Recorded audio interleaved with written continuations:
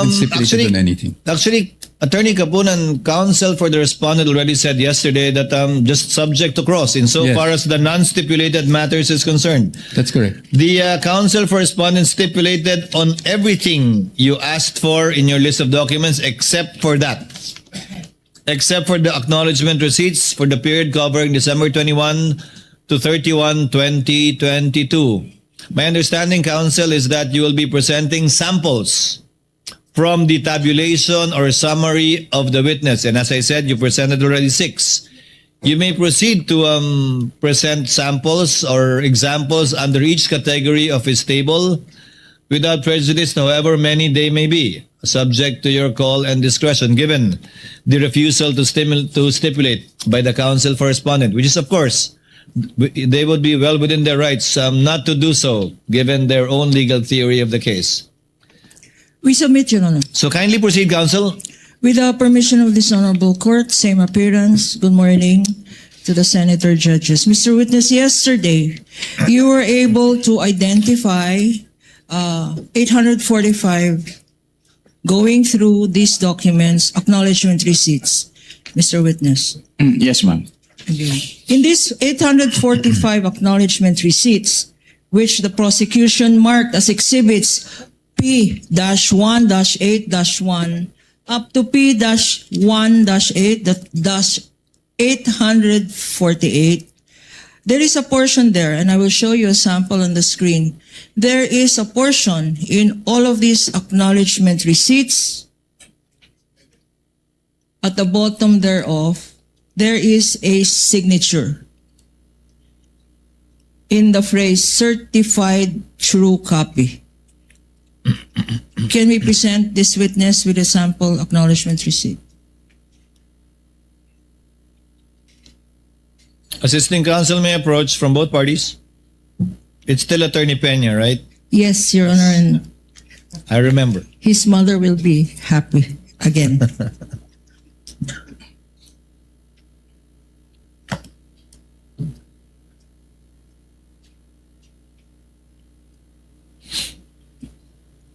Can you go through some of this acknowledgement receipts, Your Honor?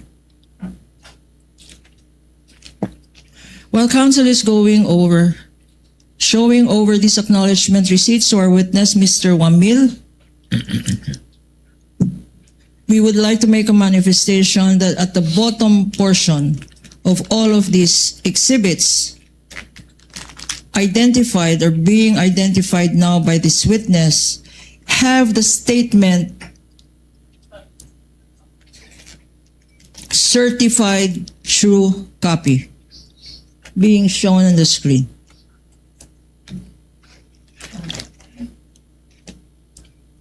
Mr. Witness, can you read? Yes, ma'am. It says certified true copy, and there is a name, Davin Bakay. Would you know who this person is? Yes, ma'am. Who is Mr. Bakay? Siya po ay admin staff ng COA ICFAO. COA ICFAO. And his signature, there is a signature that appears over the name Davin Bakay. Whose signature is this? Sa kanya po. Why Kay do you Devin know? Bakay po. Nakita ko po siyang pumirma ng ibang dokumento at yung kanyang pirma sa mga dokumentong iyon ay kapares po ng kanyang pirma sa certified true copies. In all of these acknowledgement receipts that you have seen or saw yesterday, Yes, ma'am. is it the same Bakay that certified as to this photocopies being certified true copies? Yes, ma'am. Okay. Your Honor, with that, we will proceed where we left off yesterday, Your Honor. Yes, I believe you were able to identify already the checks and made the witness identify the checks already for the first, second, and third quarter, counsel, if I'm not mistaken. Yes, Your Honor. You may proceed, counsel. Yesterday, Mr. Witness, we had identified and you had confirmed certain land bank checks. We will now go to disbursement checks, which you said, disbursement vouchers, which you said were among the documents submitted by the Office of the Vice President to liquidate to allegedly liquidate her confidential funds if shown to you, Mr. Witness? 3. Disbursement vouchers. And again, with the kind permission of the court and for easy reference of the honorable impeachment judges on screen, and if you please check this copy being shown to you, these are stipulated documents, Your Honor, and common exhibits of both the prosecution and the defense. For the prosecution, there is a disbursement voucher dated January 31, 2023, Exhibit P-1-10-B, shown on the screen. Likewise, there is a disbursement voucher dated April 10, 2023, Prosecution's Exhibit P-1-10-C, and likewise, the defense exhibit. And lastly, disbursement voucher dated July 13, 2023, Prosecution's Exhibit P-1-10-D.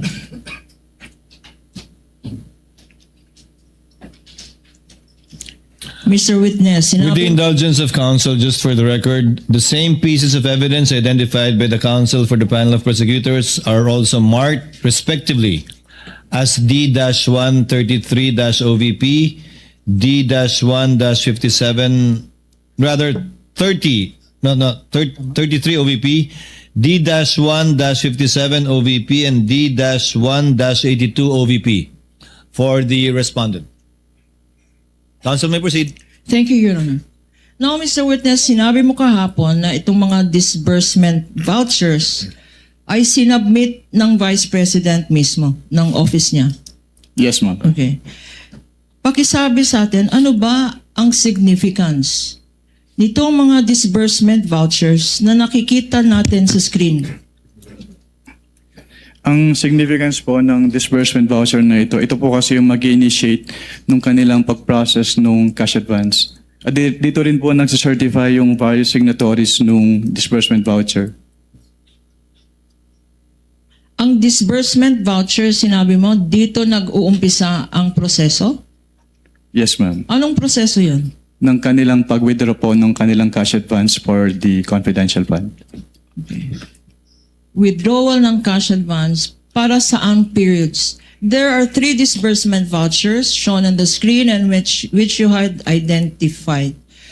For clarity, ano ang mga periods na kino-cover nitong disbursement vouchers na to? Based on these disbursement vouchers po, ang period covered ay yung first DV, first quarter of 2023, yung second DV, second quarter of 2023, at yung third DV po ay third quarter of 2023. So covered ang 3 quarters ng confidential funds. Based on these Now, documents po. Based yes. on these documents. We go now to another set. Oh, there is a signature here. Here in the middle, there appears a signature being flashed on the screen. Nakalagay, certified expense, cash advance, necessary, lawful, and incurred under my direct supervision. You confirm, Mr. Witness? Yes, ma'am. Whose signature is this, if you know? This is the signature po of the Vice President Sara Duterte. And why do you know that this is her signature? Because the Office of the Vice President submitted po the specimen signatures of the signatories of their documents, and included in that submission po is the specimen signature of the Vice President, and her signature po on that specimen signatures is the same po with her signature on this document. Okay. Nakikita natin yung 3 signature ng Vice President sa disbursement vouchers na yan. What is the significance of her signature in these 3 disbursement vouchers, kung masasabi mo? Based on these documents po, sinertify ni Vice President na yung kanyang cash advances ay kailangan na ayon sa batas at na-incur po under her direct supervision. And Ano ang observations mo dito sa tatlong disbursement vouchers na to?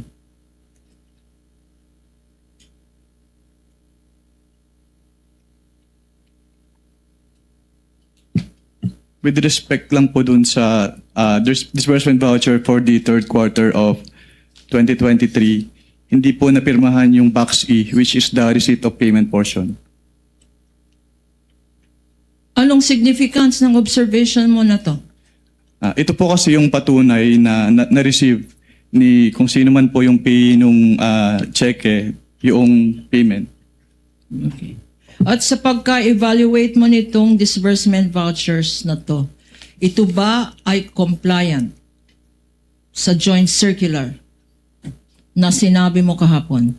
Based on my evaluation po, wala naman po akong nakitang findings bukod dun sa walang signature yung Box E of the third quarter disbursement voucher. Okay. Punta naman tayo sa next set of documents. Tatlo na naman to for the 3 periods that you mentioned.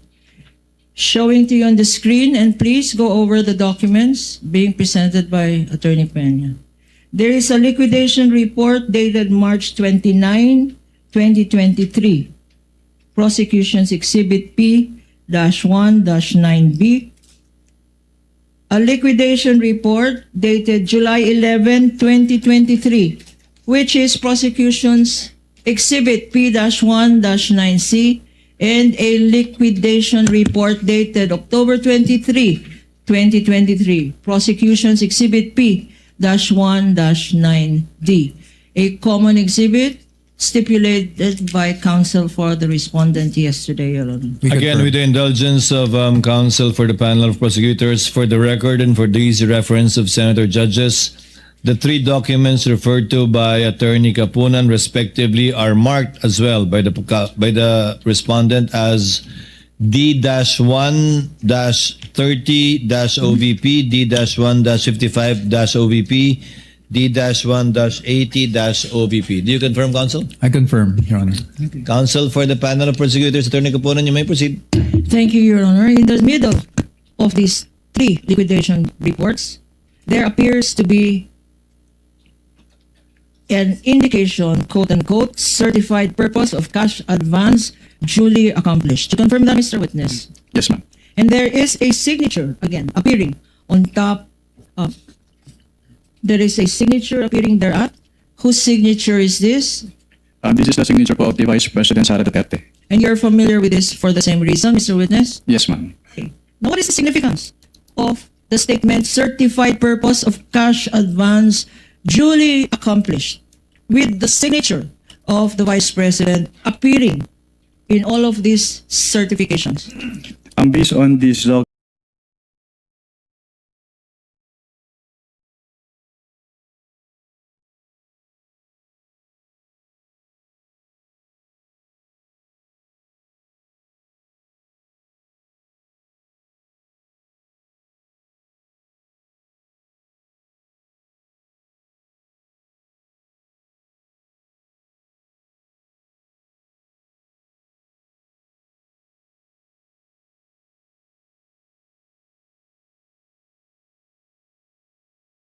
findings about these liquidation reports po.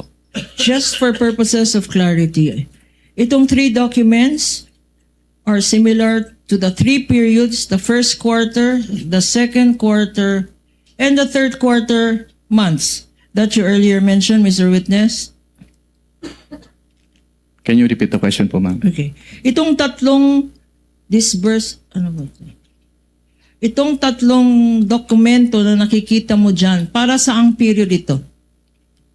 Based on these liquidation reports po, yung first liquidation report, ang period covered ay February 6 to March 29, 2023. Yung second liquidation report po ay April 25 to June 30, 2023. At yung third liquidation report po ay July 14 to September 30, 2023. Okay. Para maalala natin, to remind us, Mr. Witness, for these 3 quarters of the Office of the Vice President for which she submitted liquidation reports, magkano ang amount ng confidential fund per quarter? Based on these documents po, ang amount ng kanilang quarterly cash advance ay 125 million pesos per quarter. Ito ba ay fixed amount? Based on these documents po, yes ma'am. At ito ba ay withdrawn ng buo? Based on these documents po, yes po.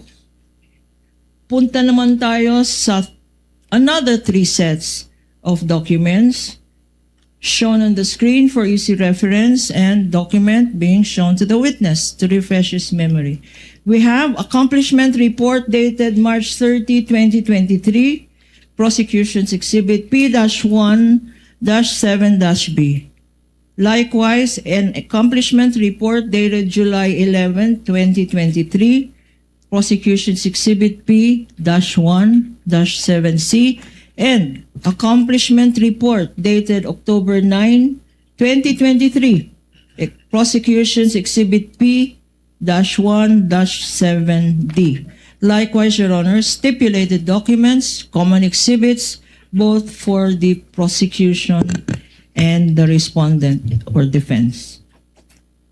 Counsel for respondent, would you like to Yes, identify manifest. for the record the counterpart markings on the part of the respondent? Yes, Your Honors. On the part of the Respectively. respondent, yes, Your Honors. These are marked as Exhibit D-1-74-OVP, D-1-50-OVP, and D-1-99-OVP, Your Honor. For the record.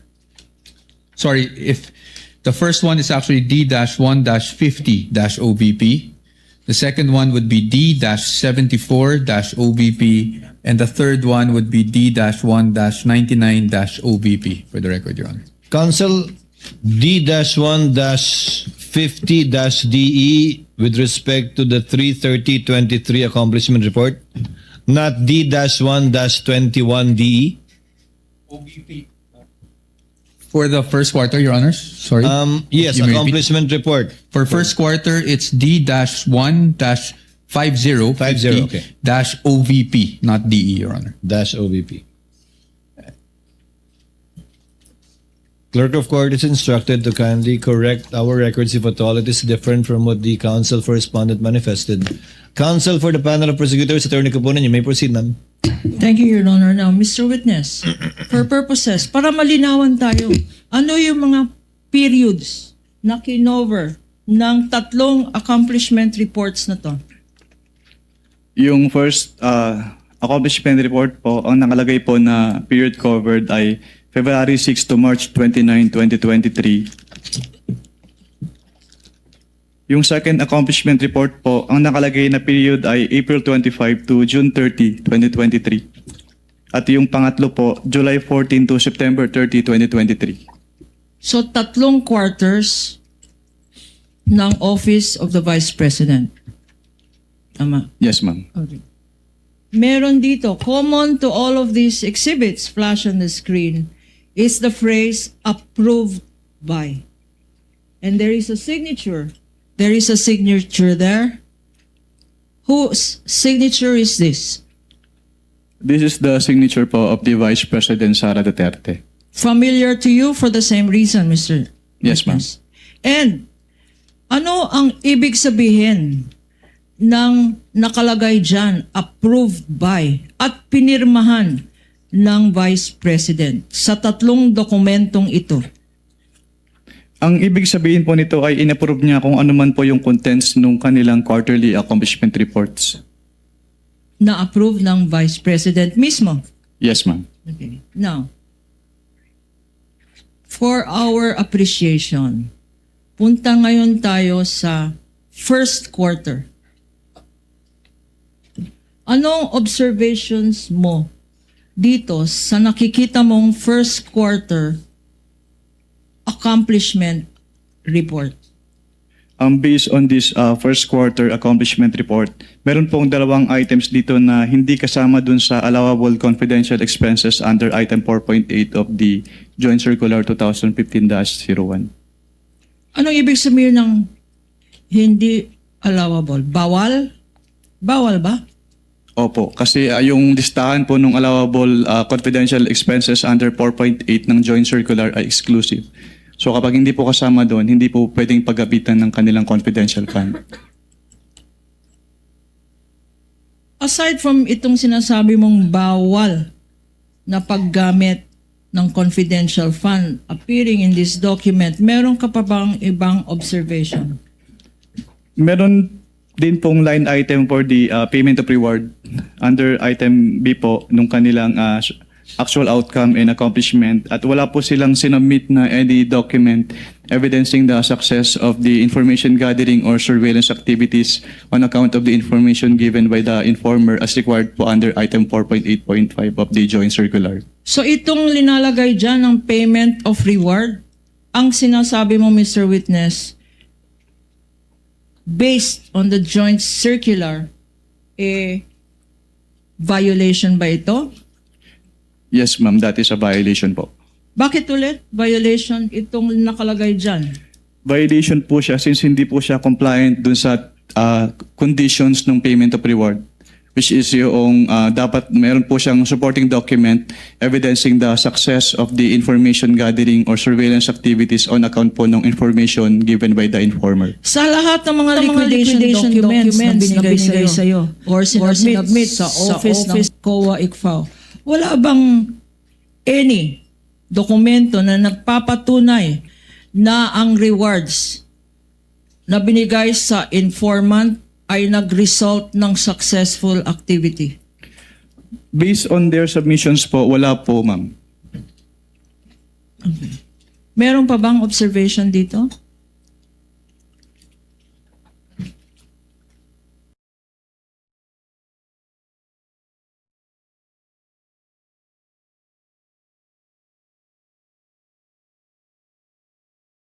Naman tayo sa accomplishment report ng second quarter. Exhibit P-1-7C. Any observations? Ano naman ang masasabi mo dito sa accomplishment report na inapprove mismo ng Vice President Sara Duterte? Katulad po nung naunang accomplishment report, meron din po silang line items for provision of medical and food aid at payments of incentive or traveling relative to the confidential operations na hindi po among the allowable confidential expenses under item 4.8 of the Joint Circular 2015-01. Sinabi mo na meron nakalagay dyan medicines. Bakit sinabi mo na bawal o hindi allowed ito Dahil sa hindi, Joint Circular? hindi po siya kasama dun sa exclusive list of allowable confidential expenses under item 4.8 po. Ano pa ang na-observe mo dito? Meron din pong line item for the payment of reward for 12 million pesos, pero hindi po siya suportado ng any document evidencing. Your Honor, objection. I beg the indulgence of the... What is the objection of counsel? Your Honor, I gave some leeway earlier to the witness, but we moved to strike out the witness, strike out the answer to the witness as far as the payment of reward is concerned. Kasi ang pinag-uusapan lang naman natin dito, on its face, kung merong mali sa utilization of confidential intelligence funds in terms of the accomplishment report. He is now going into the findings, which is not part and parcel of this form, which is the accomplishment report, Your Honor. So Not yet part of it. not yet. So what I'm saying is the payment of reward by itself is not a violation. Indicating the payment of reward here by itself is not a violation of the Joint Circular, Your Honor. Because we are not yet, if at all, at the AOM level Exactly. and or notices. But kindly reform, counsel. Objection sustained. Ito bang payment of rewards kasama dyan sa tinatawag na allowable expense ng confidential funds? Based on item 4.8 po, yes po, subject to the three conditions as enumerated po. Okay. Ano itong three conditions? Under item 4.8.5 of the Joint Circular, payment of rewards must be made to non-employees of the informers who must be non-employees of the agency concerned, subject first to the approval of the head of the agency. Second, to the submission of documents evidencing the success of the information gathering or surveillance activities on account given by the informer. And thirdly po, it must be directly related to the confidential operations of the concerned agency. At sa mga requirements na sinabi mo, compliant ba ang Office of the Vice President? Based on their submissions po, hindi po sila nag-submit ng any document evidencing the success po of the information gathering or surveillance activities on account of the information given by the informer. Before we proceed to the third quarter and your further observations dito sa second quarter, magkano ba ang sinabi na amount na ginamit sa confidential funds para sa medicines? Can you repeat the question po? What quarter po? Okay. Magkano ba, if you know, kasi ikaw nag-evaluate, magkano ba ang ginastos para sa medicines For what quarter po, ma'am? Sorry. for the second For quarter? the second quarter. Based on this accomplishment report po, yung provision of medical and food aid ay nagkaka-amount po ng 40 million pesos. Magkano ulit? Based po on this accomplishment report, yung provision of medical and food aid ay 40 million pesos po yung amount. Sa first quarter naman, meron bang entry dyan na nakalagay medicines? Meron pong entry dito for provision of medical and food aid for 40 million pesos po. 40 million pesos. 42 million pesos. 42 million pesos ang nakalagay dyan ngayon. Yes, ma'am. Sa accomplishment report na yan, meron bang inattach ang Office of the Vice President? First and second quarter na in-identify, meron ba siyang inattach mga dokumento na nagpapatunay na ginastos talaga yung 42 million na yan for the first quarter and 10 million na yan for the second quarter for medicines alone, Mr. Witness? Meron bang attachment itong accomplishment report na sinubmit? Wala po silang inattach na any document po supporting yung kanilang payment for medicine. Okay. Earlier, minention mo, meron ring gastos for traveling. Magkano naman yun, Mr. Witness? For what quarter po, ma'am? For the first quarter muna. For the first quarter po, yung kanilang payment of incentives or traveling relative to confidential operations ay 10 million pesos po. 10 million pesos. At again, tanong ko, sa expense na 10 million na yan for traveling expenses, meron bang inattach na mga annexes? Diyan, para explain, paano ginastos sa travel ang 10 million? May mga attachments ba? Yung accomplishment report na yan. Wala po silang inattach. Hindi na-explain itong 10 million, Mr. Witness? Walang official receipts attached? Meron ba? Wala pong official receipts na attached. Any other observation sa second quarter?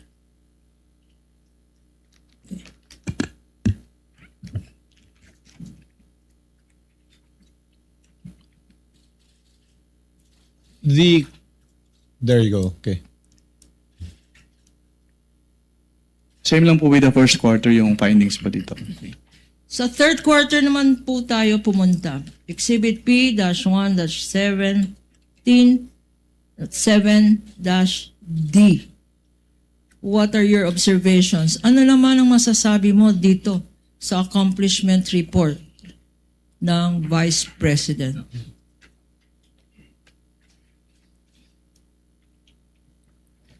Meron din po silang payment of reward dito na worth 35 million pesos.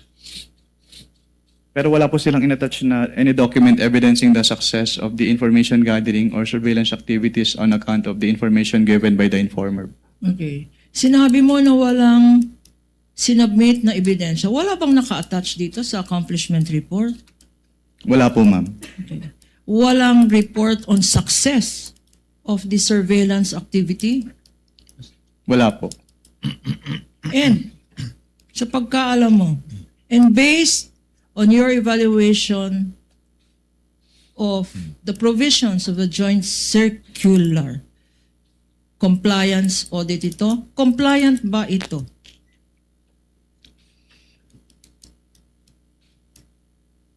Hindi po siya compliant, ma'am. Bakit, Mr. Witness? Dahil wala nga pong supporting document po yung kanilang payment of rewards as required under item 4.8.5 of the joint circular. Sinabi mo 4.8 ng joint circular. Ito ba yung pinakita mo sa impeachment court kahapon? Yung 4.8 na yan. Yung provision? Isa po siya sa pinakita kahapon. Okay. Ngayon, magkano naman? Magkano yung item na yan sa third quarter report? For the third quarter po, ang amount ng kanilang payment of rewards ay 35 million pesos. 35 million pesos. Para sa isang quarter lang. Yes, ma'am. Para sa third quarter. Thank you, Mr. Witness. Punta naman tayo sa next set of documents na sinabit rin ng Office of the Vice President para i-liquidate yung kanyang confidential funds for the first, second, and third quarter. I refer you now, flashed on the screen and being shown to you, are certifications submitted by the Office of the Vice President. Unang-una, certification of the Office of the Vice President dated March 30, 2023, Exhibit P-1-6-B. Pangalawa, OVP certification dated July 11, 2023, which is Prosecution's Exhibit P-1-6-C. At pangatlo, OVP certification dated October 9, 2023, Exhibit P-1-6-D for the prosecution stipulated upon by the respondent and likewise part of their defense exhibits. Yes, we confirm, Your Honor, and we would like to manifest that for the first quarter certification that is marked as Exhibit D-1-34-OVP. Second quarter, that is Exhibit D-1-58-OVP. And for the third quarter, it's D-1-83-OVP for the defense, Your Honor. And your documents are certified true copies, counsel for respondent. That is correct, Your Honor. Counsel for the panel of prosecutors may proceed. Thank you, Your Honor. Now, please look at these certifications. Meron nakalagay dyan sa bottom ng page, attested. Anong ibig sabihin ng attested? Ang ibig sabihin po ng attested ay verify at confirm po as true nung signatory dito yung contents ng certification. At sino naman ang signatory na nakikita natin sa dokumentong ito? Based on this certification po, si Vice President Sara Duterte. At siya mismo ang nag-attest na tama lahat ang nakalagay dyan? Based on these documents po, yes ma'am. Okay. And you are familiar with the signature for the same reason, Mr. Witness? Yes ma'am. Ano naman ang mga observations ang masasabi mo tungkol sa tatlong dokumentong ito? Incidentally, Mr. Witness, what periods did this cover? Again, for the record? Based on their submissions po, yung for the first quarter, yung February 6 to March 29, 2023. For the second quarter, April 25 to June 30, 2023. And for the third quarter, July 14 to September 30, 2023 po. Okay. Ano naman ang masasabi mo? Ano naman ang observations mo sa tatlong dokumentong ito? Since these are pro forma documents po, wala naman po akong nanote na observations with these certifications. Anong ibig sabihin ng pro forma? Parang copy-paste? Naka-attach po siya as annex dun sa Joint Circular 2015-01. Okay. Naka-attach sa joint circular at yun ang Naka-annex. sinabit nila? Naka-annex po. Okay. Yung format. Ang tawag doon ay Pro forma po. Naka-annex yung format dun sa Joint Circular ang 2015-01. tawag ko doon copy-paste. Na copy-paste. Anyway, Your Honor, we, again, with all due respect to opposing counsel, I would like to object to Sustained. that characterization, Your Honor. Sustained, counsel. I withdraw, Your Honor. I just could not resist myself. Sustained. Counsel No. may proceed. Provisions of the joint circular. Sinabi mo ito yung pinagbasihan mo ng mga evaluation mo ng mga documents na to. What if any are the violations that you observe based on the joint circular? May i-clarify po kung anong document po yung pinipertain niyo, ma'am. Ano? Sa lahat ng dokumento. Sa lahat po ng dokumento. Based on, for what quarter po? Sorry. For all the quarters. For all the quarters.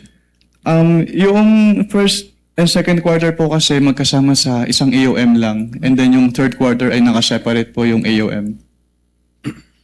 So punta muna tayo sa first and sinasabi mo Mr. Witness na yung first and second quarter isa lang ang na-issue na AOM. Ano tong ibig sabihin ulit ng AOM? Audit Observation Memorandum po. Okay. And Based on the Joint Circular 2015-01, yung Audit Observation Memorandum po ay yung written notification to the agency informing them of the deficiencies po noted during the audit and requiring them to submit an explanation or the documents being sought po dun sa AOM or both. okay, under the circular, this joint circular that you mentioned, ito bang Audit Observation Memorandum? Kailan ini-issue ito? Ini-issue po siya upon evaluation po nung auditor noong documents at may na-note po siyang findings doon based on the evaluation po. Okay. Pero meron tayong konting background, no? Kasi kahapon, meron ring na-stipulate ang respondent at ang prosecution ng mga notice of suspension at notice of disallowance. For the better appreciation of this honorable court, paki-educate kami. Pakisabi nga anong difference ng AOM, Audit Observation Memorandum, pagkatapos yung Notice of Suspension, at pagkatapos yung Notice of Disallowance. Ano ang mga pagkakaiba nitong tatlo? If I am to start po with the definitions po based on the joint circular, katulad po nung na-define ko kanina sa AOM, it is an written notification to the agency concerned of the deficiencies noted during the audit and requiring them to submit an explanation po or the documents being sought or both po. Okay. At ang agency po ay merong 15 days from the receipt of the AOM within which to submit their comments, justifications, or documents po as required Okay. po in the AOM. So pagkatapos ng issuance ng isang Audit Observation Memorandum, ang mga subject ng audit ay binibigyan ng 15 days para mag-submit ng mga dokumento. Based po dun sa rules and regulations on settlement of accounts po ng COA. Yes, ma'am. Paano pag may sinubmit na dokumento at hindi pa rin sapat or tama or insufficient or may discrepancy? Anong nangyayari? Kapag may sinamit po na document at based on the evaluation of the auditor, hindi pa rin po sapat yung document na yon, then that is the time po na mag-i-issue na po ng notice of suspension. Anong definition ng notice of suspension sa joint circular?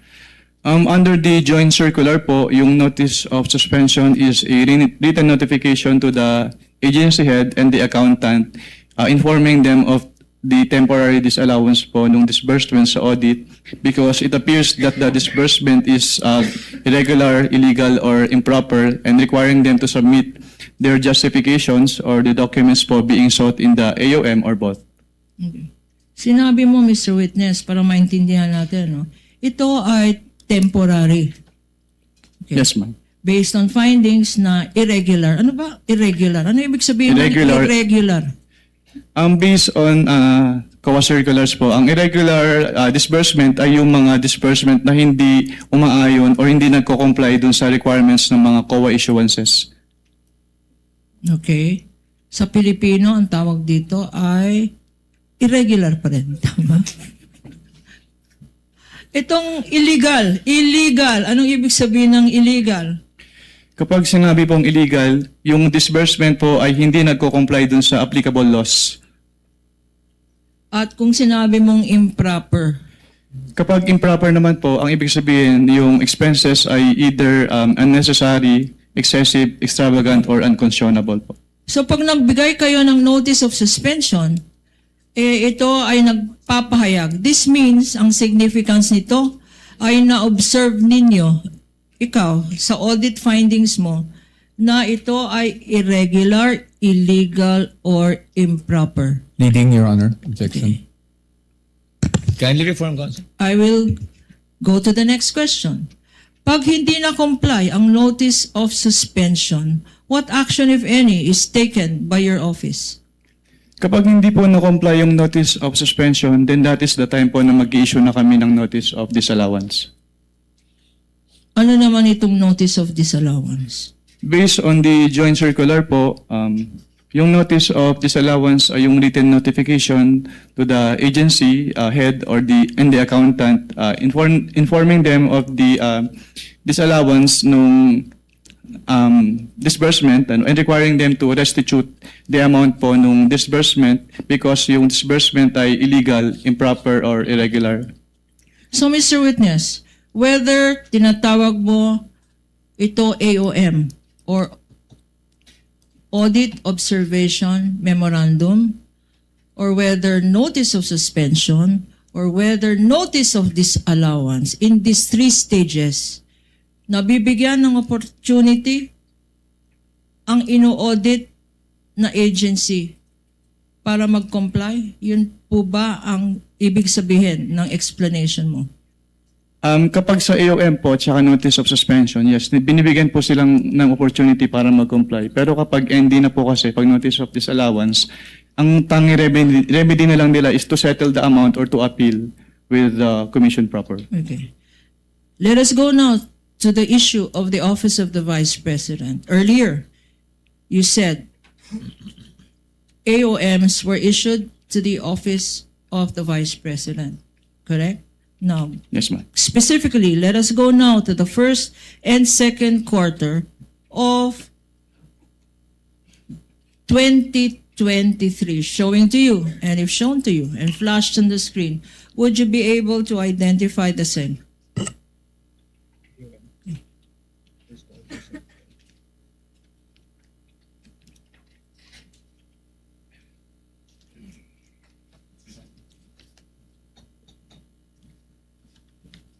Yes, ma'am. Your Honor, please, for purposes of identification, this again is a stipulated common exhibit. This AOM, dated February 1, 2024, corresponding to the first and second quarters,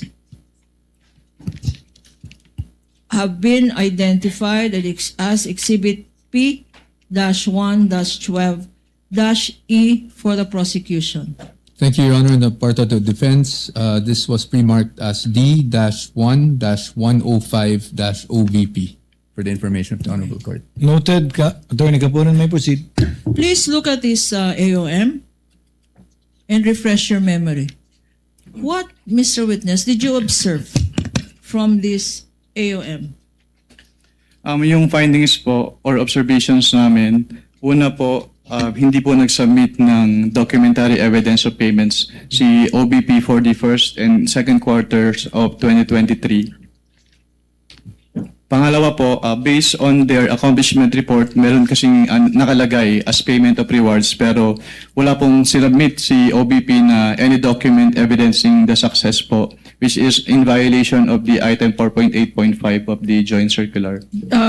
Your Honor, for the better appreciation, Your Honor, and with your permission, this is being flashed on the screen. The findings made are boxed in red, Your Honor.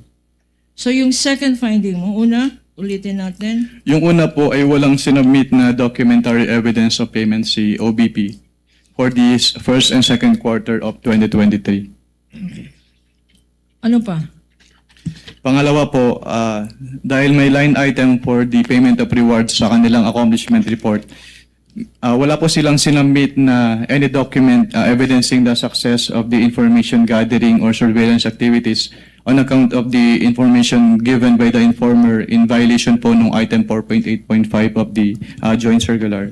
Meron mga, before you go to your next observation, Mr. Witness, merong mga amounts stated dyan. For the record, can you read these amounts and what periods they correspond to in terms of payment of rewards?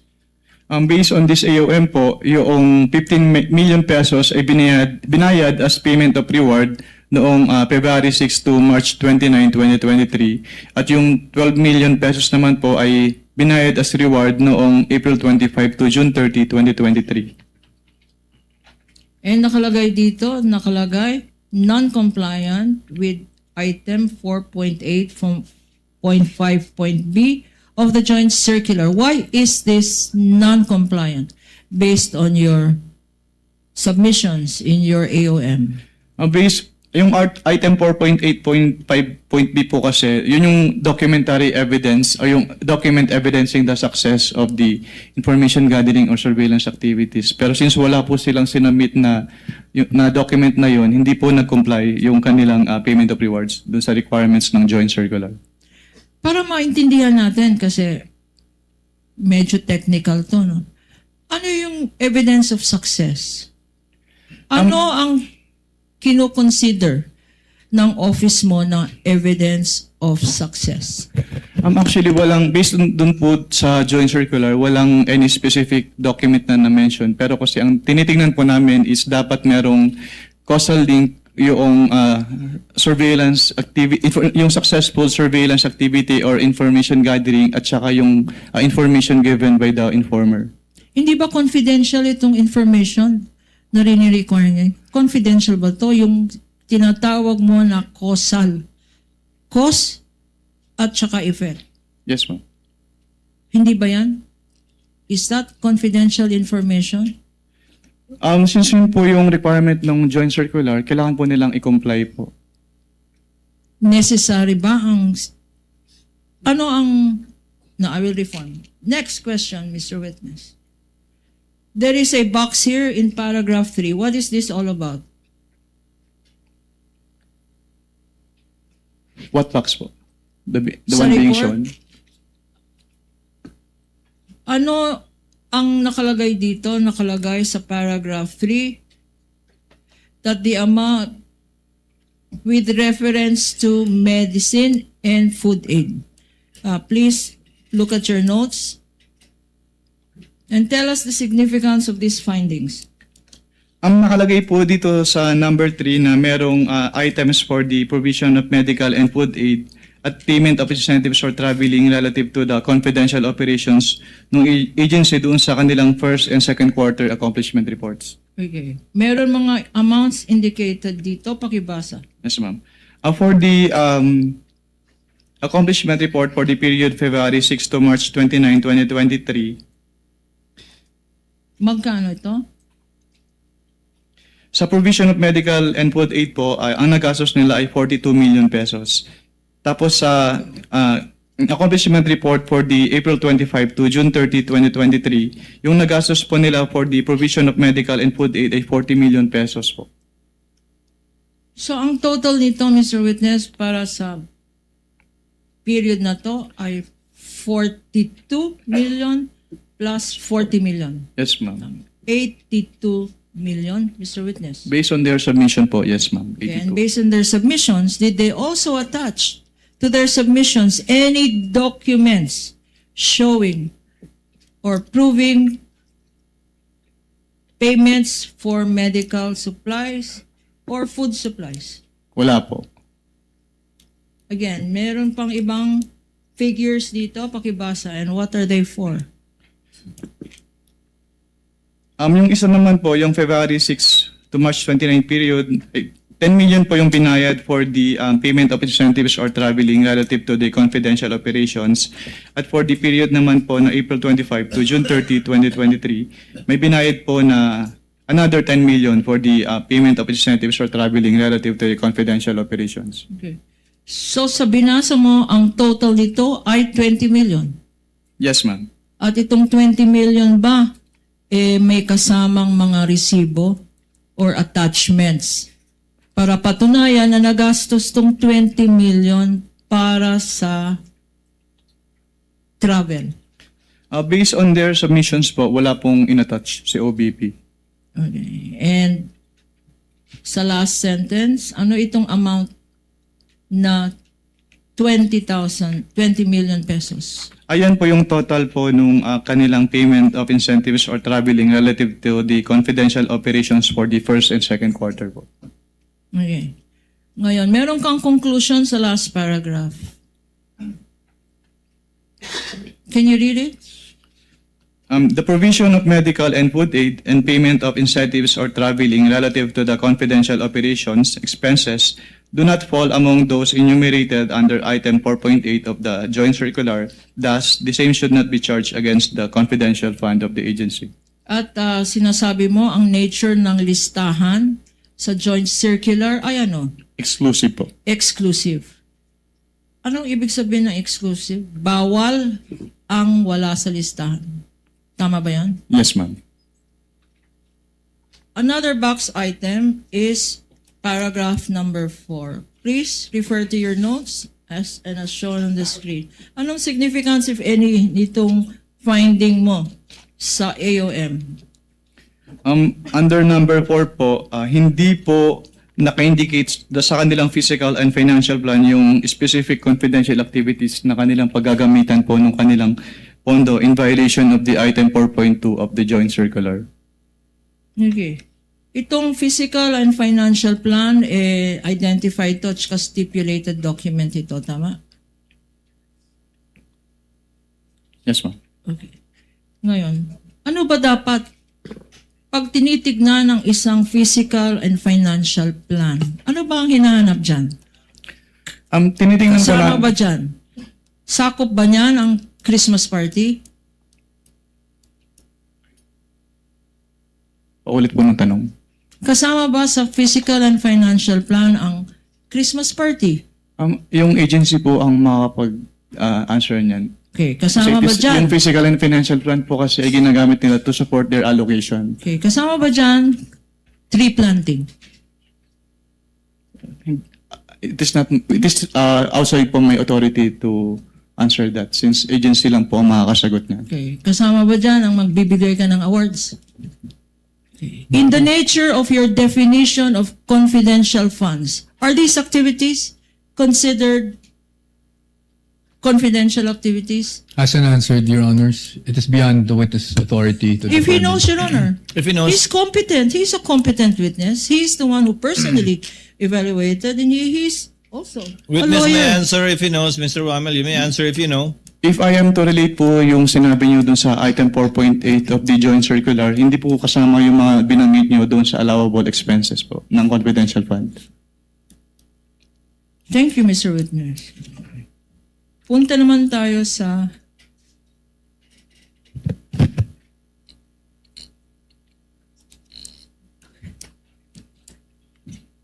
itong AOM, Audit Observation Memorandum. Ang exhibit number ay, for the record, P-1-12-E. Mr. Counsel for the respondent, this is a common exhibit. Already stipulated and the counterpart exhibit marking by the respondent was already given for the record. After receiving...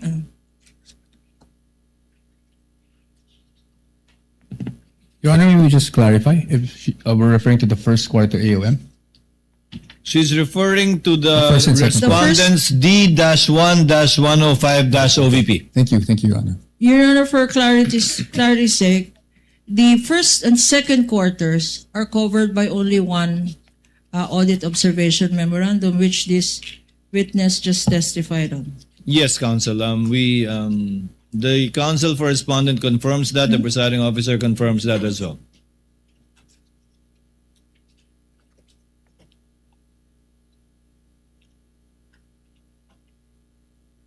What other liquidation documents, Mr. Witness, were submitted to you for the Office of the Vice President? We now go to the third quarter. No.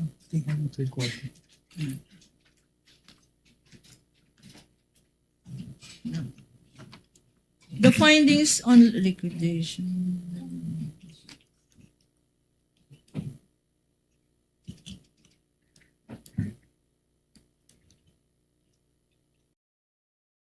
Mr. Witness, what were your findings? Because discover the first and second quarter. Ano naman ang findings mo tungkol sa third quarter Sa third ng quarter. Office of the Vice President?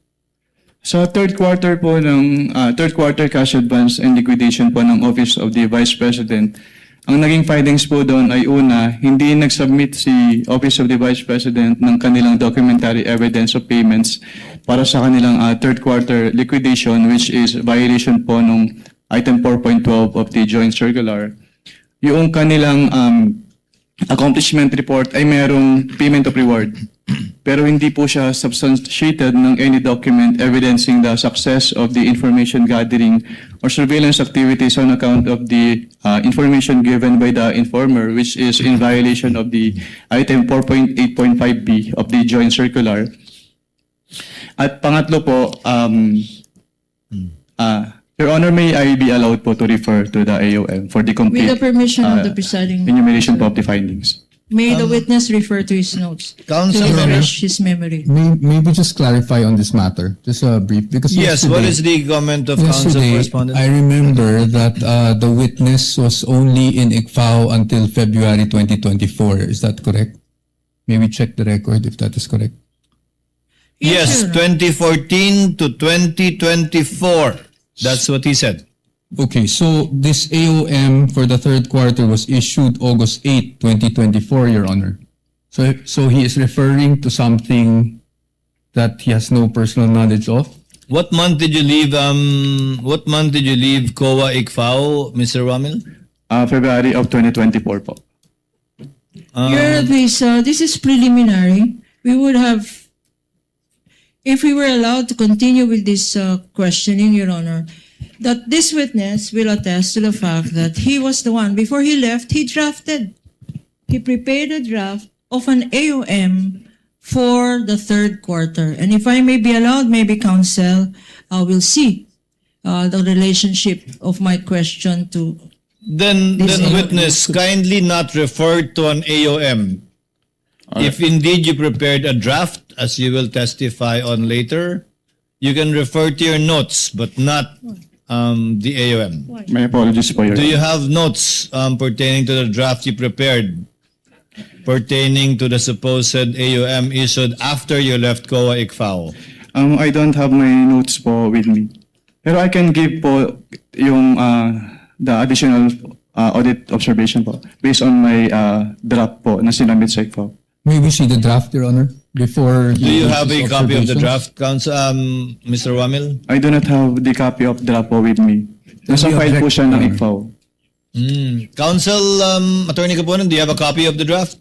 Will you be marking it? No, Your Honor. We are not marking a draft.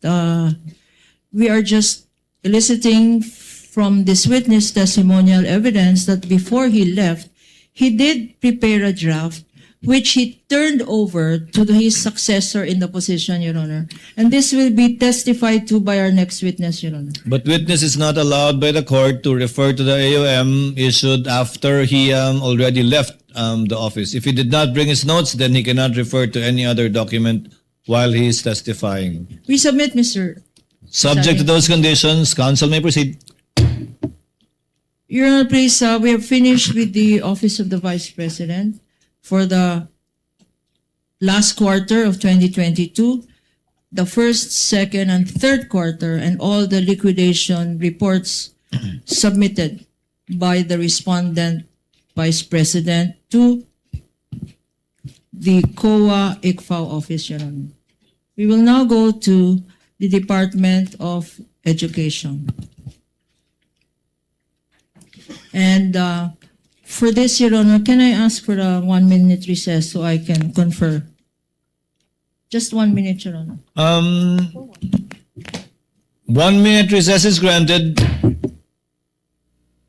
Meron po muling isang minutong recess, mga kabombo, ang hiniling po ni Attorney Lorna Capunan. Kung babalikan po natin kanina sa pagsisimula pa lamang po ng ikalabindalawang araw ng o ikalabindalawang trial day dito po sa trial against kay Vice President Sara Duterte, humingi na po si Attorney Lorna Capunan ng maikling recess. Pero hindi po ito grinan ito ng Senate Impeachment Court. Ang paliwanag ko ni Attorney Capunan, mga kabombo, ang kanyang explanation kanina, humingi po siya ng recess para ikumpara sana muli yung mga acknowledgement receipt. Dahil hindi raw po ito natapos kahapon nung humihingi po sila ng recess kahapon. Nais po niya maikumpara muli ang mga resibo, pero kung willing naman daw, sana ang defense mag-stipulate na lamang o tanggapin na lamang na magkakapareho yung mga resibong yon, hindi na nila kukwestiyonin, pwede nang simulan agad. No?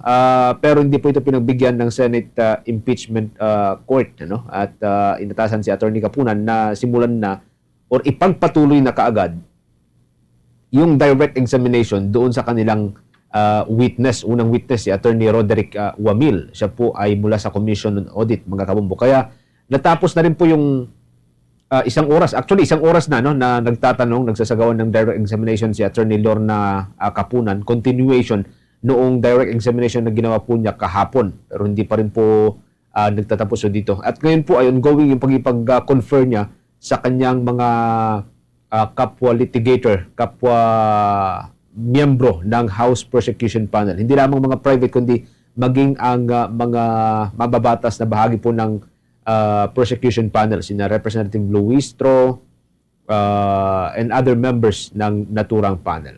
Balik na po sa podium si Attorney Lorna Capunan, mga kabombo, and misto lang papasimulan na humuli yung kanyang direct examination kay Attorney Wamil. Balikan po natin ang nagpapatuloy pa rin pong proceedings. Or sige, mamaya balikan po natin mamaya ang nagpapatuloy na proceedings, mga kabombo. Kahapon, kung inyo pong babalikan, na-identify ng witness, ng testigo, itong si Attorney Wamil, yung hanggang sa 845 na acknowledgement receipt.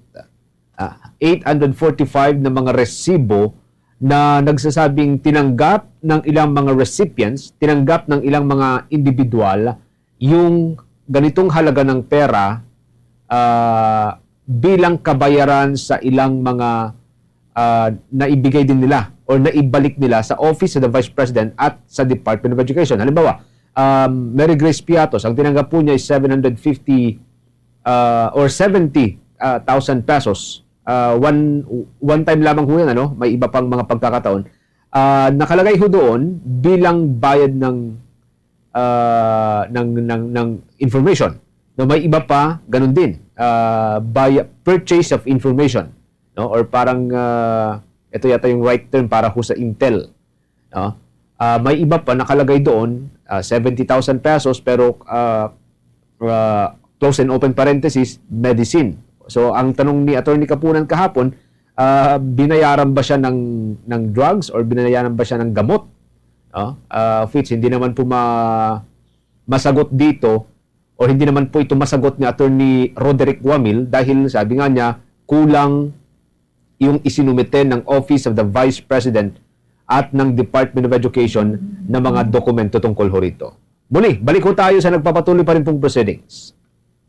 I'll go to the Department of Education and Mr. Witness. I will refer you to 3 quarters.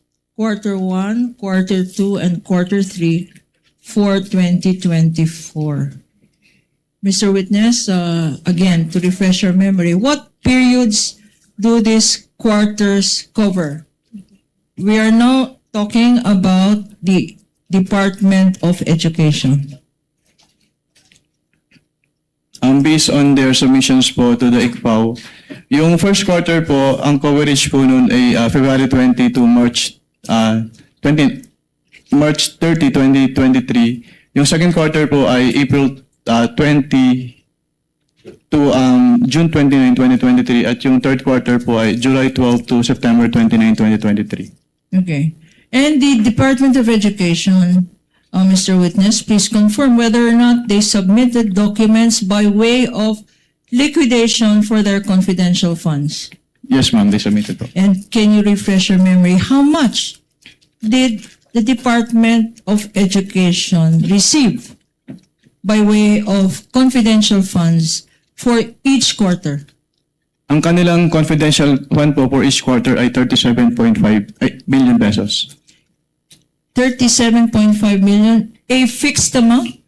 Yes, ma'am, per quarter. And were these amounts withdrawn in full? Yes, ma'am. And Based on the documents po na binigay nila sa amin. Let us now go to these documents that you said were submitted to your office. Who submitted this? The Department of Education po. Okay. Now, if you are shown one of these documents, which is a fiscal financial plan for the first to the third quarter of 2023, previously marked as Exhibits P-1-18-A-3, P-1-18-A-B, and P-1-14B. For easy reference, Your Honor, this document stipulated and common exhibit also with the defense, Your Honor, is being shown to the witness and flashed on the screen. Correct, Your Honor. And the On the defense, part of the respondent, on the part of the respondent, these are exhibits D-1-20-DE. Next is T-1-50-DE. And D-1-74-DE. 74, not 79. 74, Your Honors. Okay. Counsel may proceed. Mr. Witness, these documents that you're seeing now, there is an annotation approved by. What does approved by mean? Ang ibig sabihin po ng approve by ay inapprove po nung signatory dito sa box na ito yung contents of the fiscal and financial plan.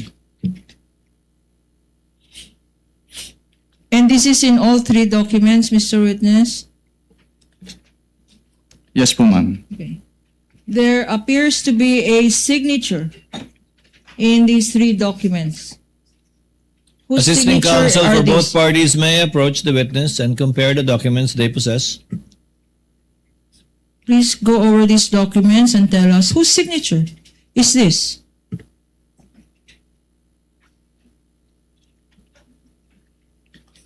Signature po ni Vice President Sara Duterte po. And you're familiar with this signature for the same reason she stated, Mr. Witness? Yes, ma'am. What does a signature of the secretary? And here, it is the signature of the Vice President, concurrently Secretary of Education, Sara Duterte. What does this signature attest to?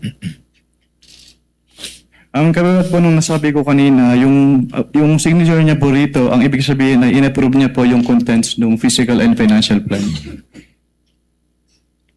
I am showing to you now, Mr. Witness, a document which is for the third quarter of 2023.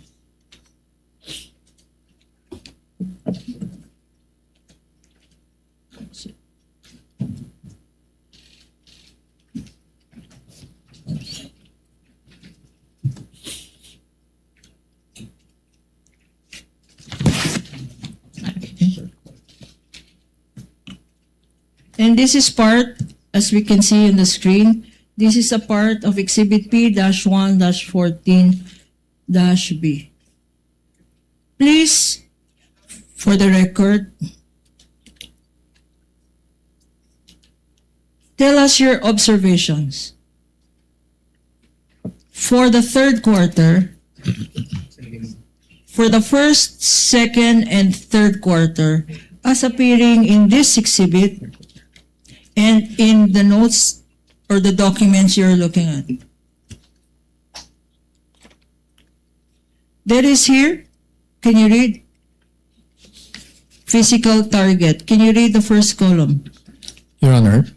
Counsel for just a quick, respondent. interjection, again with the due indulgence and I think the patience of opposing counsel. But if we're talking about the third quarter fiscal and financial plan, I just wanted to confirm that you were still there when you received these documents, correct?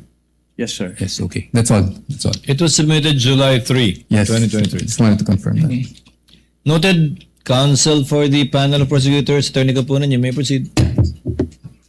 What observations have you made or did you make as regards the first quarter submission in the physical and financial plan of the DepEd? Dun sa kanilang physical and financial plan for the first quarter, hindi po naka-indicate yung kanilang specific confidential activities na pagbabasehan po ng kanilang disbursement from the confidential fund. Nakalagay sa first column, counter-insurgency programs. Did the DepEd submit any evidence on this or documents evidencing what it claims to be expenditures on counter-insurgency programs? Based on their submissions po, wala po silang sinumit na document. And it says here, what was the outcome expected from this? If you can read for the record. Based on this document po for the counter-insurgency program, ang expected outcome po ay to prevent any recruitment by the NPA and other communist and leftist groups towards teachers and students. And, Mr. Witness, with this submission, did the DepEd, Department of Education, submit any list of NPAs, communist, or leftist groups? Based on their submissions po, wala naman po silang sinumit. And the next column, a target to eliminate or reduce recruitment of teachers and learners by communist or leftist groups. Any observation on this? Since hindi po naka-enumerate yung kanilang specific confidential activities, hindi po nakamatch yung kanilang physical target on the specific confidential activities na paggagamitan nila ng kanilang fund from Well, confidential. There was no list of teachers, no list of learners, nor list of communist or leftist groups appended to any of the documents submitted by the DepEd, Mr. Witness. Wala po. For emphasis, please read the amount here. The amount po is 9,375,000 pesos. Okay. We go as well to the second quarter. What observations can you make about the second quarter, Mr. Witness? Same po with the first quarter, hindi rin po naka-indicate yung kanilang specific confidential activities na kanilang paggagamitan ng magiging basis po ng kanilang disbursements from the confidential fund. Same observation for the third quarter in terms of physical target, Mr. Witness? Yes, ma'am. And the amount, please state for the record, for the second quarter, to eliminate, reduce, recruitment of teachers and learners by communist groups or leftist groups. A function of the DepEd? How much was spent by the DepEd for this function? For the second quarter po, 9.3 million pesos po. And for the third quarter? For the third quarter, 9.2 million pesos po. Okay. Again, we go now to the second program or activity allegedly conducted by the DepEd. Abuse prevention and control within schools. Mr. Witness, were any documents submitted to show what activities these programs allegedly to prevent abuse and control within schools with the expected objective of reducing abuses against learners? Did the DepEd submit any documents as to list of schools or list of learners or list of or number of abuses. Based on Reduce. their submission po, wala po silang sinumit na document. And the third column says, increase community participation in reporting cases against learners. You confirm that, Mr. Witness? Yes, ma'am. Based on And the this same document is po. true for the second quarter and the third quarter, Mr. Witness. Based on this document po, yes, ma'am. Okay. How much was spent on this activity to increase community participation? For the first quarter For the first quarter po, 10 million pesos. and the second quarter, For the second quarter, 10,075,000 pesos po. and for the third quarter, Mr. Witness. 10,125,000 pesos po. Okay. And for this community participation, totaling for the three quarters, 30 million. Meron bang listahan ng mga communities kung saan na-increase ang participation nila para sa reporting ng abuses ng mga kabataan? May listahan ba na sinubmit ang DepEd dito Wala po silang sinumit na listahan. para sa tatlong quarters, Mr. Witness? Yes, ma'am. Okay. Punta naman tayo dito sa number 3. Nakalagay dito, anti-illegal activities operations.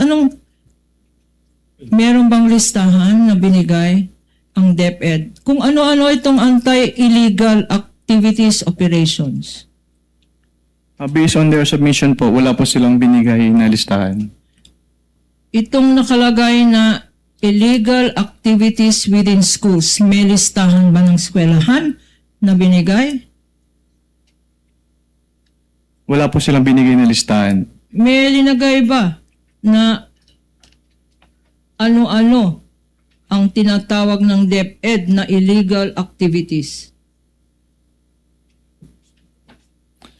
Pwede pa ulit po ng tanong. Yung mga activities na sinabi dito sa exhibit, may listahan ba kung ano yung illegal activities na gustong eliminate ng DepEd? Wala po silang binigay na listahan. Okay, sa third column, nakalagay, increase and heightened conduct of surveillance activities to prevent illegal activities. Again, Mr. Witness, may listahan ba or document ang sinubmit ng DepEd para patunayan na ginastos nga ito? Wala po silang sinumit. And your observation is likewise the same, Mr. Witness, for the second and third quarters. Walang submission na binigay. Yes, ma'am. Okay. Pakibasa ang amounts involved dito. For the first quarter, ang amount ay Anong item po, ma'am? Number 3? number 3, yung tinatawag na anti-illegal activities operations. Magkano? Magkano ginastos ng DepEd? For the first quarter po, 9 million pesos. For the second quarter, 9.1 million pesos. And for the third quarter, 9,140,000 pesos po. Ano ang arithmetic nun? 9 times 8, almost 30 million. 27 million, 27 million. 240,000 pesos po. Nawala, 27 million, nawala namang kasamang document para sabihin kung ano yung mga illegal activities na yan. Lastly, Mr. Witness, anti-extremism at terrorism programs. Extremism and terrorism programs ng DepEd. Anong ibig sabihin nito? Nakalagay dito sa second column, Your Honor, pakibasa. Your Honor, Yung will second object column. to the question, anong ibig sabihin? Because obviously this is something submitted by the DepEd and the witness is not competent enough to testify what DepEd meant. Your Honor, I was just reading it. In fact, there is no question on what is this. Then I apologize for that. I just heard anong ibig sabihin. Winidraw ko na yun, Opo, Counsel. sorry.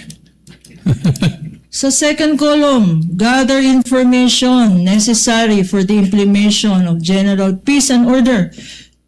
Peace and order within the department. Within the department. Meron bang sinubmit na documents dito, Mr. Witness? Anong document po ulit yan, ma'am? Itong nakalagay dito, to gather information necessary for the implementation expectation of general peace and order within the department. Tama bang basa ko? Hindi within the country. Within their own department. What documents were submitted to evidence this information gathered? Wala po silang sinamit na document. Ito, last, please. Intensifies, next column. Intensify background investigation of DepEd personnel and learners involved. Terrorist groups sa campus. Involved in terrorist groups. Mr. Witness, any evidence of this intensification? Pinatibay daw ang background information kasi daw merong terrorist groups sa mga eskwelahan. Ano naman ang dokumentong sinabmit ng DepEd para patunayan? Natunay nga na may terrorist ang mga eskwelahan. Meron ba? Submit the documents. Wala po silang sinabit. Okay, and this is the same for the second quarter and the third quarter. You confirm that, Mr. Witness? Yes, ma'am. For the record, what are the amounts spent, allegedly? Magkano ginastos ng DepEd para mawalan ng terrorist ang mga eskwelahan? 9 million, correct? For the first quarter, can you read? Based on the documents submitted po, for the counterinsurgency program, 9,375,000 pesos.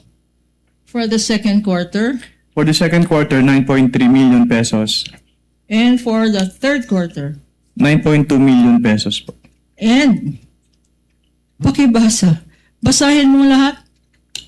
For the number 2, yung abuse Total. prevention. I'm sorry. Sa second quarter, nasabi mo naman. Can you clarify your question po?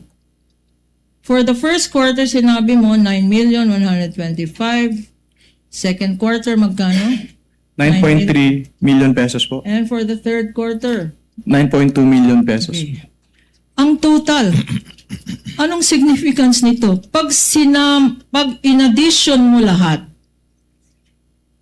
first quarter, second quarter, third quarter, at lahat ng activities na sinabi dito na wala namang dokumento, 37 million pumatak per quarter. You confirm that, Mr. Witness? Based on the document po, yung total po ay 37.5 million pesos A fixed amount. per quarter. A fixed amount for the first quarter, 37.5, Mr. Witness. Based on this document po, yes ma'am. Another fixed amount for the second quarter.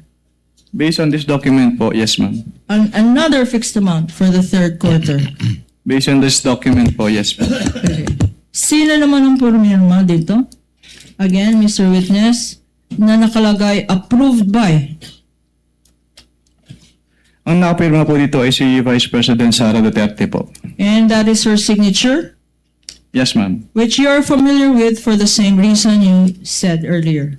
Yes ma'am. Okay.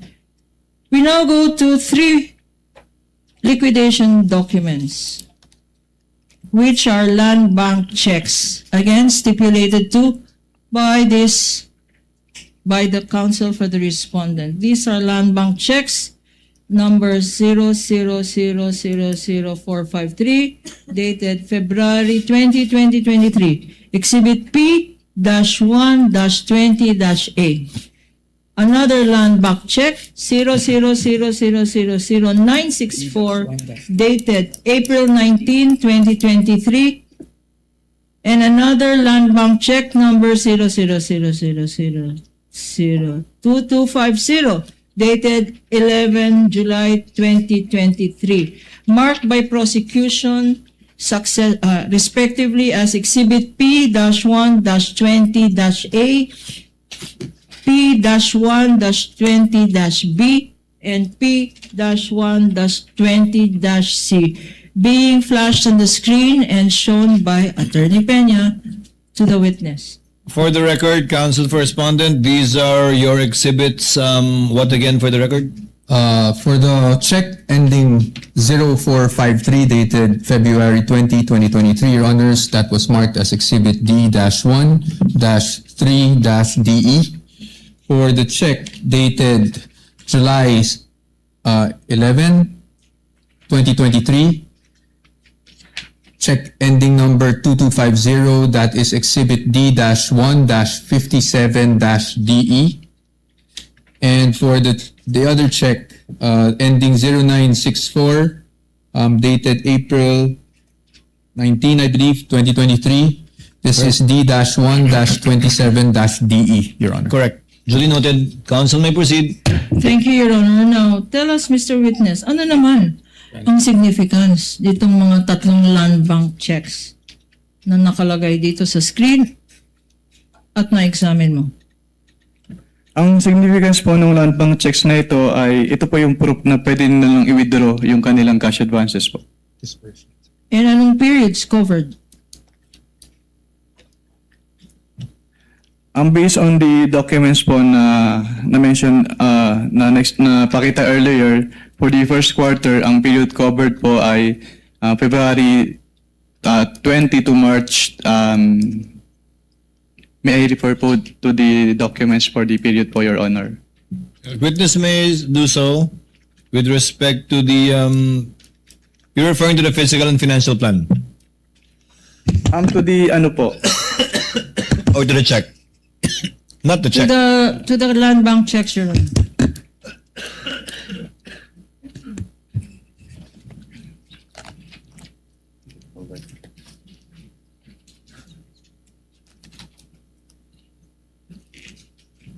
No, the question, counsel, is for what period does it cover? It's not in the check. What Yes. what periods do these three checks cover? Yes po. For the first quarter po, since wala pong nakalagay dito sa checks na period covered po, ma'am. Pero yung first check po is for the first quarter 2023. For the yung next check po is for the second quarter 2023, and for the yung third check po is for the third quarter of 2023. We now go to the next set of liquidation documents. You will be shown disbursement voucher dated January 31, 2023, disbursement voucher dated April 19, 2023, and disbursement voucher dated 11 July 2023, successively marked as Exhibit P-1-19A, Exhibit P-1-19B, and Exhibit P-1-19C for the prosecution stipulated exhibits, Your Honor, with the defense. Thank you, Your Honor. On the part of the respondent? On the part of the respondent, it is Exhibit D-1-5-DE, Exhibit D-1-29-DE, and the last one, Your Honor, is Exhibit D-1-58-DE. Noted. Attorney Gabonan, you may proceed. Mr. Witness, for what periods were these disbursement vouchers given? For? Based on these disbursement vouchers po, yung una po ay for the first quarter of 2023, yung pangalawa ay second quarter of 2023, at yung pangatlo po, hindi po nakalagay kung anong specific quarter po. Now, Mr. Witness, you have gone over this document and it's being flashed on the screen for easy reference of the impeachment court. Any observations that you may have with regards to these three disbursement vouchers? Itong disbursement vouchers po na ito ay inapprove ni Undersecretary Annalyn M. Sevilla in violation po nung joint circular na ang nakalagay po ay the head of the agency shall be responsible for the approval of the cash advances. Sino naman tong pumirma? Based on these disbursement vouchers po, si Undersecretary Annalyn M. Sevilla. Again, why is this a violation? Dahil under the joint circular po, it is the responsibility of the head of the agency to approve the cash advances. And who is the head of the DepEd? The head po of DepEd during the period covered by these cash advances po ay si Vice President Sara Duterte. Okay. There appears a signature in each of these three documents?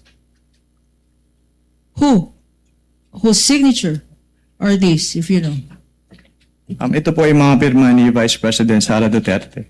And significantly, Mr. Witness, it says here, Vice President of the Philippines and Secretary of Education. You confirm that, Mr. Witness? Based on these documents po, yes, ma'am. For the first quarter. The second quarter also is above the inscription, Vice President of the Philippines and Secretary of Department of Education. You confirm that, Mr. Witness? Yes, ma'am. And for the third quarter, it is signed.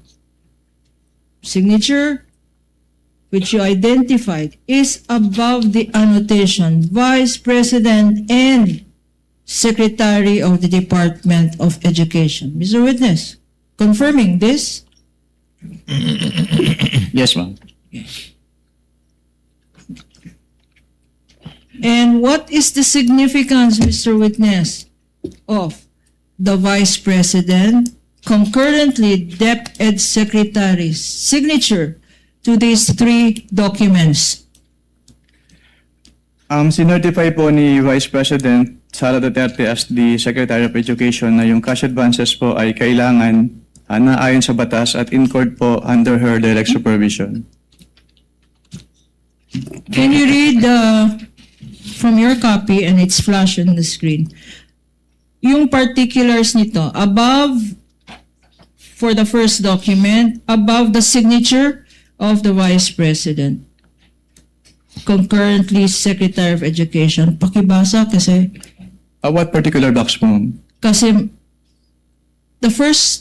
this first document, What particular box po? the one that says particulars and is above. Pakibasa kasi ang dilim, hindi ko makita.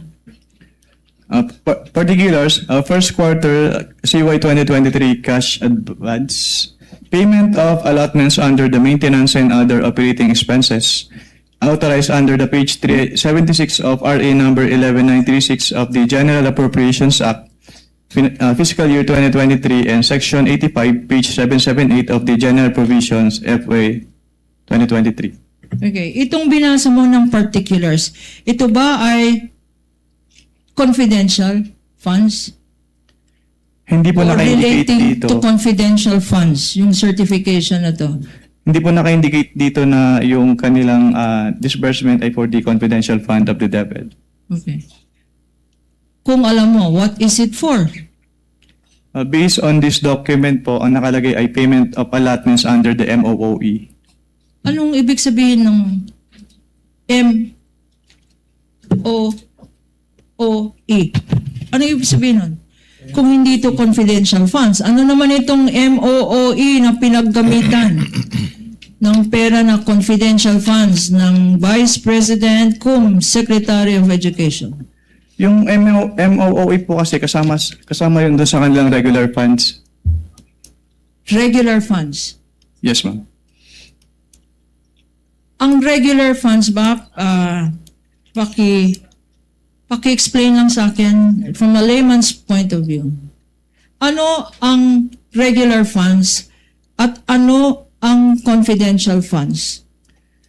Yung regular funds po ng agency, yun yung kanilang pondo na ginagamit nila for their operations, and yun po. Well, yung confidential fund po, ito po yung specific lump sum ng agency which is to be used for their confidential operations. At pareho rin ang annotation dito sa second disbursement voucher at third disbursement voucher, Mr. Witness, na ito ay patunay na dinisburse ang mga pondo para sa confidential funds para sa operational expenses. Pwede bang paulit po ng tanong? So, ang sinasabi ko, I will reform. So, itong disbursement voucher na nakalagay dito, sinabi mo, when asked, you explained that this appears to be, ito nakalagay dito, a liquidation ng expenses na hindi naman para sa liquidation ng confidential funds. Kasi confidential to ng regular funds niya, tama? Disbursement voucher pa lang po ito. Disbursement voucher pa lang po itong Disbursement voucher, Document. disbursement voucher na sinasubmit para liquidating document para sa confidential fund, Mr. Witness? It is one of the documents po submitted to support the liquidation. At you confirm na nakalagay dito operational expenses. Based on these documents po, maintenance and other operating expenses. Maintenance and other operational expenses. Yung maintenance and other operational expenses ba ay nasa listahan kung ano ang allowed sa joint circular na expenses para sa confidential funds, maintenance, and other expenses. Kasama ba yan sa tinatawag mong exclusive listahan ng pwede paggamitan ng confidential funds, Mr. Witness? Pag sinabing maintenance and other operating expenses po, wala po siya specifically dun sa enumeration ng item 4.8. At sinabi mo, exclusive. Pag wala sa listahan, bawal. Tama, Mr. Witness? Under 4.8 po. Under Yes, ma'am. 4.8 of the circular. The same observations, Mr. Witness, for the second and third quarter. Ang nakalagay dito ay regular funds, maintenance, and MOOE. Hindi confidential funds. Based on your documents, for the second and third quarter, Mr. Witness. Based on these documents, nakalagay po MOOE and not confidential fund. Okay. Punta naman tayo sa next set of documents, Mr. Witness. Mr. Witness, you want to drink water? Okay lang po. Inom ka ng tubig, baka pagod ka na. Pero konti na lang. Okay, punta naman tayo sa next set of documents. Ito naman ay liquidation report dated March 31, 2023, liquidation report dated June 30, 2023, and liquidation report dated September 29, 2023. Exhibits P-1-18-A, Exhibit P-1-18-B, and Exhibit P-1-18-C, respectively, common stipulated document with the defense, Your Honor. For the respondent, For the respondent, For it the is respondent. respectively, it is D-1-2-DE. Next would be D-1-26-DE. And the third one would be D-1-55-DE, Your Honor. correct. Noted. Counsel, please proceed. Mr. Witness, please look at your document again at pakibasa yung particulars. Sa first liquidation report, anong period covered ito? Based on this liquidation report po, February 20, 2023 to March 30, 2023. At anong nakalagay dito? First quarter nakalagay, and it says here particulars again. Madilim. Pakibasa itong nakalagay under the column particulars. Under the column particulars, ang nakalagay po ay to liquidate the cash advance granted for payment of operational MOOE expenses of the Vice President, Secretary of Department covered by check number 000000453 dated February 20, 2023 with DV number 2023-02-02987. Mr. Witness, sinabi mo MOOE na naman. Maintenance and other operational expenses. Ito ba ay allowed as liquidation ng confidential funds under your joint circular 2015? Kung MOOE po yung expense, hindi po siya kasama doon sa specific enumeration ng joint circular under item 4.8 po. At kagaya ng sinabi mo, exclusive ang listahan at bawal ang wala sa listahan. Tama, Mr. Witness? Yes, ma'am. The same observation can be made. Second quarter, tama, Mr. Witness, and third quarter. Based on these documents po, yes po. The second quarter covering what period for the record? For the second quarter, ang nakalagay po dun sa liquidation report, April to June 30, 2023. And the third quarter, Mr. Witness. Ang nakalagay po dun sa liquidation report, July to September 30, 2023. At pareho rin nakalagay. Walang reference sa confidential funds at sinabi mo earlier itong MOOE, maintenance and other expenses are dapat kasama sa regular funds, hindi confidential funds, Mr. Witness. Yes po, ma'am. At meron dito sa bottom portion, signature. In all three documents, there is a signature appearing thereat. Pakitingin ng signature na yan.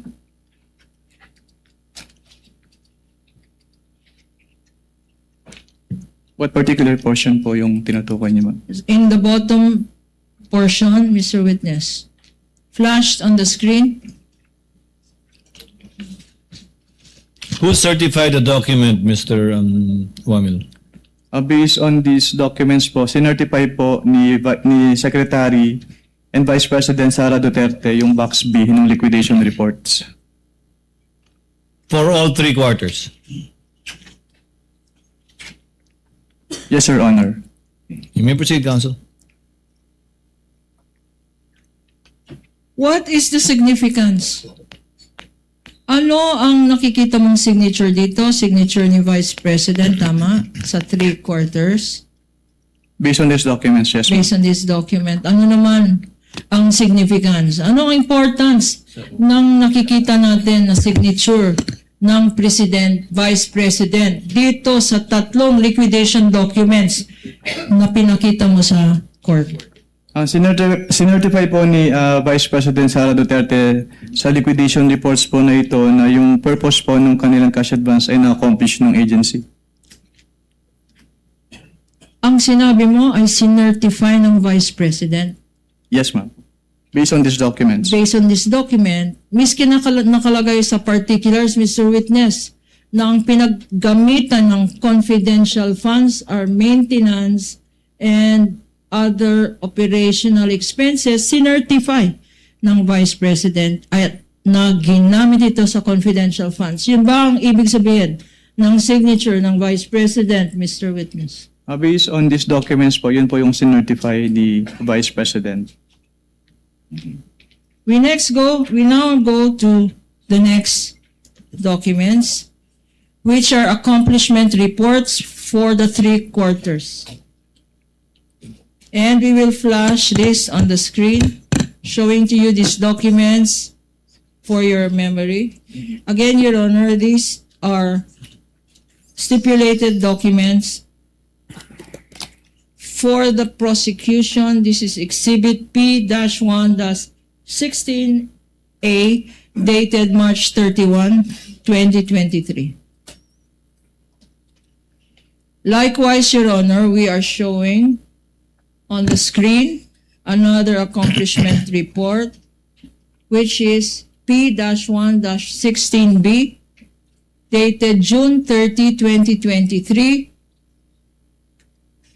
And lastly, Your Honors, an accomplishment report dated September 30, 2023, marked as Exhibit P-1-16C.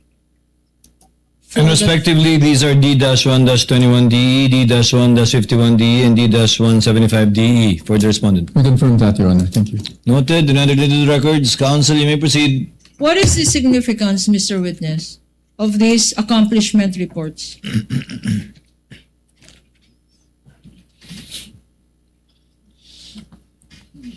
Can you repeat the question po, ma'am? Sorry.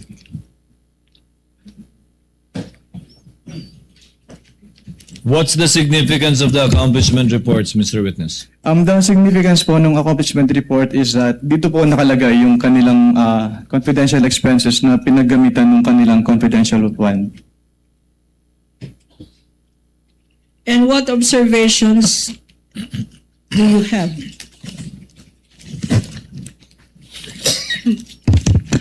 If any, On what particular period po? per quarter. The first quarter, anong observation ang masasabi mo dito sa accomplishment report na sinubmit? For the first quarter po, meron po silang sinama na line item for na confidential expense na hindi po among the allowable confidential expenses under item 4.8 of the Joint Circular, at yun po yung payment of incentives for traveling relative to the confidential operations under the counterinsurgency program, also under the abuse prevention and control with schools program, under the anti-illegal activities operations, and under the anti-extremism terrorism programs. And also dun sa kanilang anti-extremism or terrorism programs, meron ding nakalagay na provision and of medical input aid, which is not among the allowable expenses under item 4.8 of the Joint Circular. Okay. Mga magkano? You mentioned here that the actual outcome accomplishments are purchase of information, payment of rewards, purchase of supplies, payment of incentives, traveling related to confidential information. Magkano naman ang amounts involved dito? For the what program po? Yung payment of information. Sandali. Prevention of recruitment. Ito, nakalagay dito, actual outcome. Nag-prevent daw sila ng recruitment ng mga NPA at komunista at leftist groups Under the sa prevention. eskwelahan. Magkano ang bayad doon? For the purchase of information po, 2,470,000. For the payment of reward, 2 billion pesos. For the purchase of supplies, 2,805,000 pesos. And for the payment of incentives or traveling relative to the confidential operations, 2.1 million pesos po. With a total amount po na 9,375,000 pesos.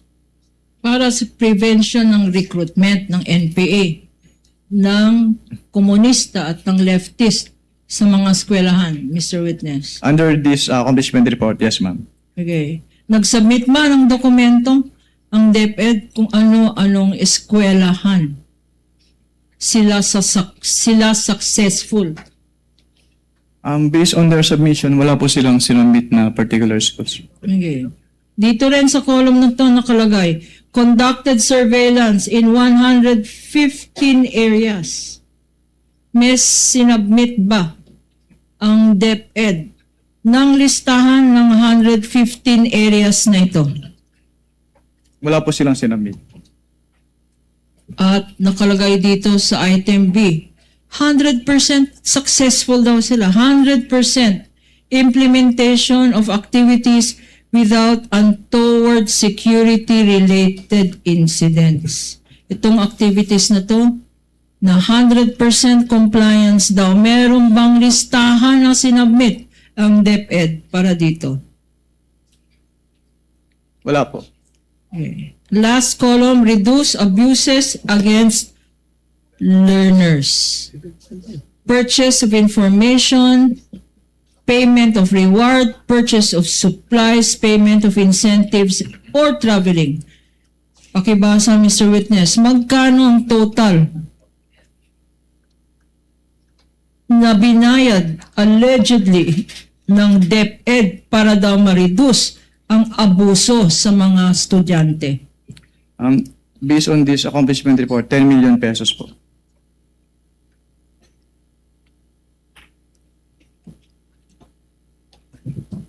I'm sorry. What else did you observe, Mr. Witness? Based on this accomplishment report, meron din po silang payment of reward na 2 million pesos for the counterinsurgency programs, 2,130,000 pesos for the abuse prevention and control within schools, 1.5 million pesos for the anti-illegal activities operations, 1,879,000 pesos for the anti-extremism, terrorism programs, pero wala po silang sinamit na document evidencing the success of the information gathering or surveillance activities on account of the information given by the informer. Base sa observation mo at sa mga sinabi mo dito, meron bang violations ito ng Joint Circular 2015? Yes po, na-violate po yung item 4.8.5 of the Joint Circular. Pakiulit nga kung ano yung item 4.8.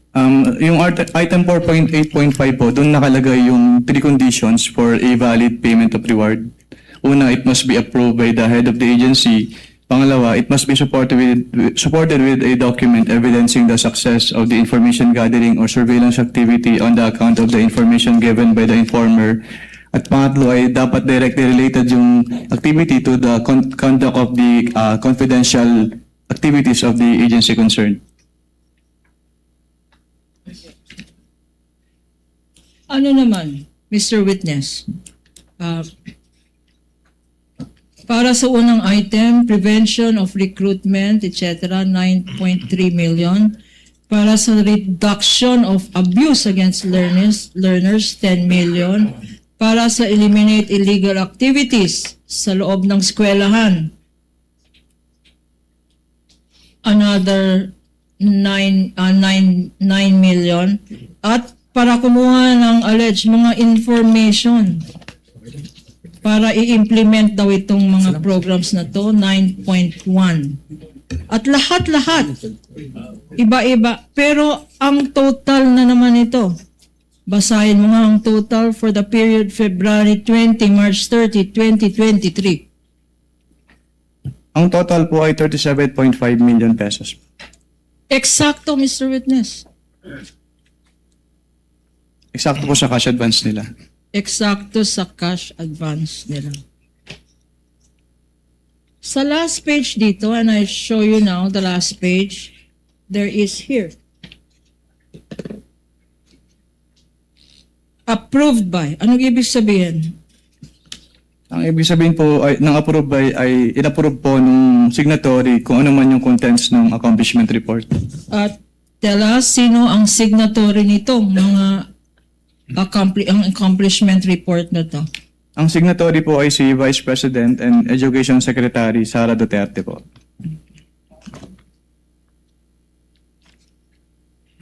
We now go to the next document. which Counsel, is- if I'm not mistaken, that's the second to the last document, correct? Yes, Your Honor. The certification and then the AOM. Yes, Your Honor. Just so that we can pause for lunch after those two documents so that we don't cut you off in regard to your direct. I presume you will be ending your direct after those two documents are identified by the witness? Your Honor, Counsel, if I first may one. just, for expediency's sake, only, of course, if the distinguished opposing counsel would allow. Since these documents are quite similar except for the amounts, we are willing to stipulate that the witness will have the same observations for the second quarter, the third quarter. Ang pagkakaiba lang po siguro ay yung amounts. With respect, you're referring to the certification. No. Sorry, the accomplishment reports. Your Honor. Accomplishment report. I think so stipulated, no need to proceed with respect to the other two documents. Same observation except for the amounts. Yes, without accepting, of course, the interpretation of the witness, which goes without Of course. saying. Yes. But same testimony with respect to his observation for the second and the third quarter that he gave in regard to the first quarter. If that is okay with the distinguished opposing counsel. Yes, yes, Your Honor, it is in order. And with our counter manifestation that the testimony of this witness by way of explanation to these accomplishment reports for the second and third quarter be likewise adopted by way of reference and explanation to why these activities are in violation of the Joint Circular 2015, Your Honor. Same testimony with respect to the first quarter. Duly noted. Council may proceed with certifications and I guess the AUM. Again, before we pause for lunch, Council. We now go to three certifications.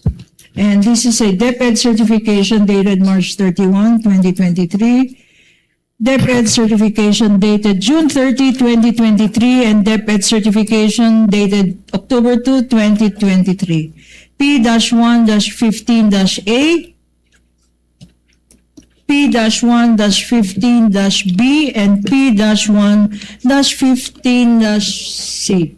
And likewise for the respondent, D-1-6-DE, D-1-30-DE, and D-1-59-DE. We confirm, Your Honor. Thank you. Noted. Council may proceed. Your Honor, please, it is now our turn to ask if council is willing to stipulate as to these DepEd certifications, as to the meaning of attest, and as to the signature in these documents being the signature of the Vice President. And that these are pro forma documents or the witness previously did not see anything, did not observe anything extraordinary. Yes. Counter manifestation that these are templates and that we do not admit the interpretation of what attest means, but we do accept that the witness will have the same explanation, his explanation of what In attest regard to means it being us. pro forma. Yes. In Counsel? if I may, that pro forma to me means copy-paste, Mr. Witness. Which I objected to. I hope you understand. Kala ko Distinguished counsel. makakalusot. Okay. Stipulation duly noted by both parties. Lastly, Mr. Witness, after auditing all of these documents you identified and giving your explanations as to why, based on these documents, your evaluation thereat, you stated that they are non-compliant or violation or bawal or irregular compared based on the Joint Circular 2015. Objection, Your What Honor. did you do? Conclusion. Oh, sorry. I will. The statement was a conclusion, Your Honor. The Your Honor- witness earlier stated that he observed certain non-compliant entries in the submissions from the Office of the Vice President. We submit, Your Honor. We submit. We're going to the AOM already, counsels. Please proceed. Having observed what you earlier testified to, discrepancies, irregularities, pagkukulang, mga bawal na submissions, ano ang ginawa mo after making this evaluation? I drafted po an audit observation memorandum containing po yung findings noted during the audit.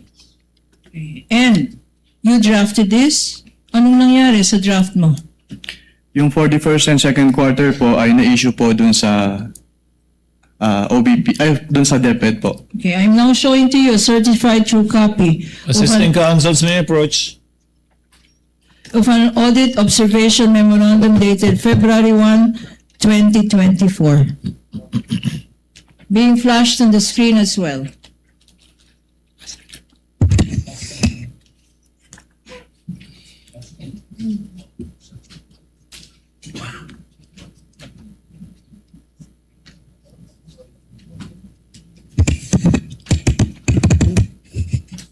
Marked, Your Honor, as Prosecution's Exhibit-P, P-1-21A, Common Exhibit with the defense. For the defense, it's D-1-132, correct, counsel?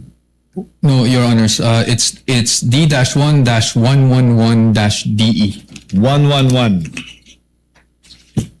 Thank you, Your Honor. Noted. And Mr. Witness, look at your document to refresh your memory. What periods does this audit information memorandum cover? Based po on this audit observation memorandum, ang period covered po ay February 20 to March 30, 2023 at April 20 to June 29, 2023. And Mr. Witness, please tell us what your recommendations are or were, if any.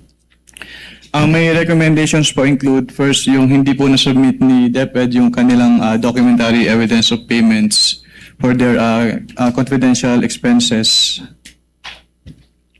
Ano pa, Mr. Witness? Sa accomplishment report po nila, meron pong line items na hindi allowable under the item 4.8 of the Joint Circular. At yun po yung provision of medical and food aid at payment of incentives for traveling relative to the confidential operations of the DepEd. What else, Mr. Witness? And for the appreciation of the Honorable Impeachment Court, this is being flashed on the screen and boxed in red. What else, Mr. Witness? Yung payment of rewards po nila ay hindi supported ng documents evidencing the success of the information gathering and or surveillance activities on account of the information given by the informer. Anything else, Mr. Witness? Number 4 po, yung kanilang physical and financial plan, hindi po naka-indicate yung specific confidential activities na pagbabasehan ng kanilang disbursement in violation of the item 4.2 of the Joint Circular.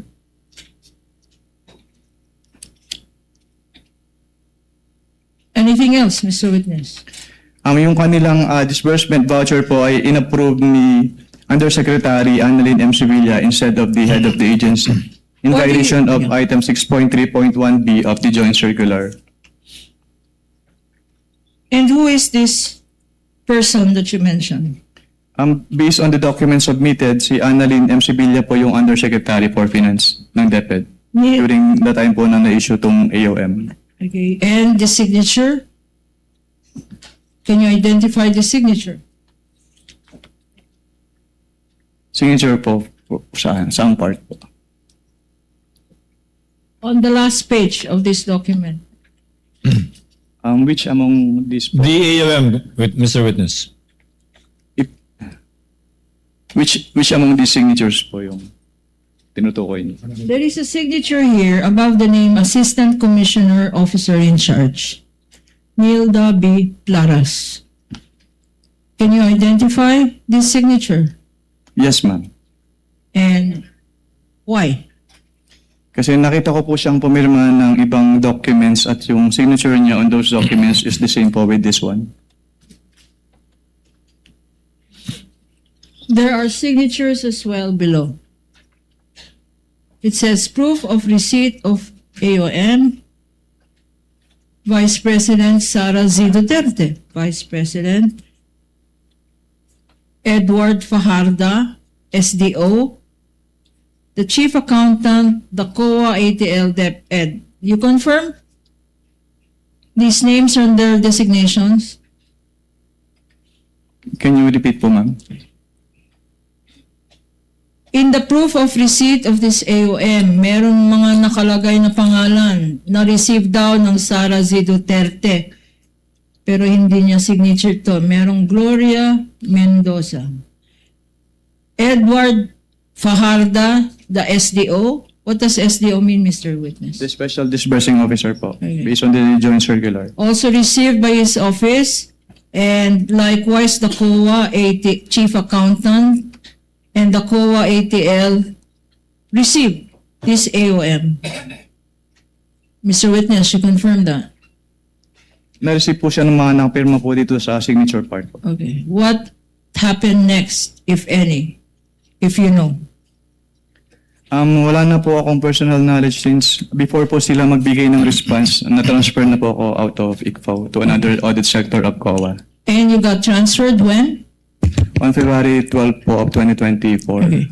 Now, Mr. Witness, and this is the second to the last question. Mr. Witness, could you tell us, after you did this audit evaluation and these recommendations, what happened next? What other matters occurred, if any, in connection with your audit From when po? during the time that you were still there? There was a time po that I was called in a meeting. Tinawag ka sa meeting Yes, ma'am. at nandun ka pa sa COA ICFAO. Yes, ma'am. Maalala mo anong date itong meeting na to? It was around second week po ng September of 2023. At sino-sino ang nasa meeting na to? Ang naalala ko po ay si Attorney Zuleika Lopez at si Attorney Michael Powa po. At yung dating head po ng ICFAO na si Assistant Commissioner Nilda Plaras at si Attorney Gloria Camora po. Okay. Sinong nagtawag ng meeting na to? Hindi ko na po ma-recall kung sino nagtawag. Ang naalala ko lang po ay pinasama po ako dun sa meeting na yun. Pinasama ka? Bakit ka pinasama sa meeting na to? Dahil ako po yung in charge of the audit of the confidential fund ng DepEd at OBP po. Kilala mo ba, Mr. Witness, si Attorney Michael Poa? Nakikita ko po siya sa news.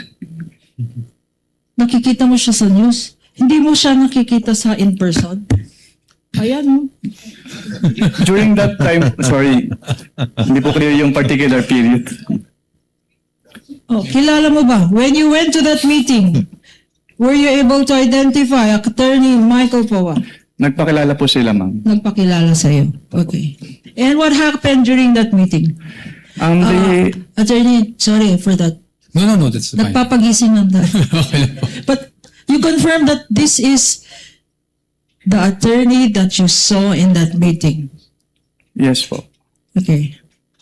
What happened sa meeting na yan? They asked po about the liquidation process po ng confidential fund and yung mga supporting documents po na required with respect to the liquidation documents po. Okay. Sinabi mo, before I go to the next question, sinabi mo na nandun din si Attorney Zulaika Lopez. Sa pagkakaalala ko po, yes ma'am. Okay. Do you know? Did you know then who she was? Ang nagpakilala po siya sa amin as the Chief of Staff of the OBP po. Chief of Staff of? The Office of the Vice President. Ano naman ang connection niya, if at all, sa DepEd? Hindi niya po, wala po siyang sinabing na connection niya with the DepEd po. Okay. Ngayon naman, Mr. Witness, tell us what transpired. If you recall, of that meeting sometime in September. They asked po about the liquidation process po nung cash advances as well as kung ano po yung mga supporting documents required. And anong sagot? Tinanong nila kung anong mga requirements. They were referred po Hindi nila alam ang mga requirements para sa... They clarified po kasi may mga agencies din po na nagka-clarify sa amin about requirements ng joint circular since it is very technical po. At ano naman ang sagot ninyo? They were referred po by Assistant Commissioner Nilda Plaras to the joint circular for the specific requirements.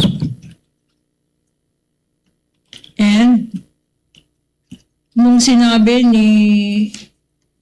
ng COA ICFAO, sinabi ni Assistant Commissioner Nilda Plaras ang requirements. Ano ang reaction nila?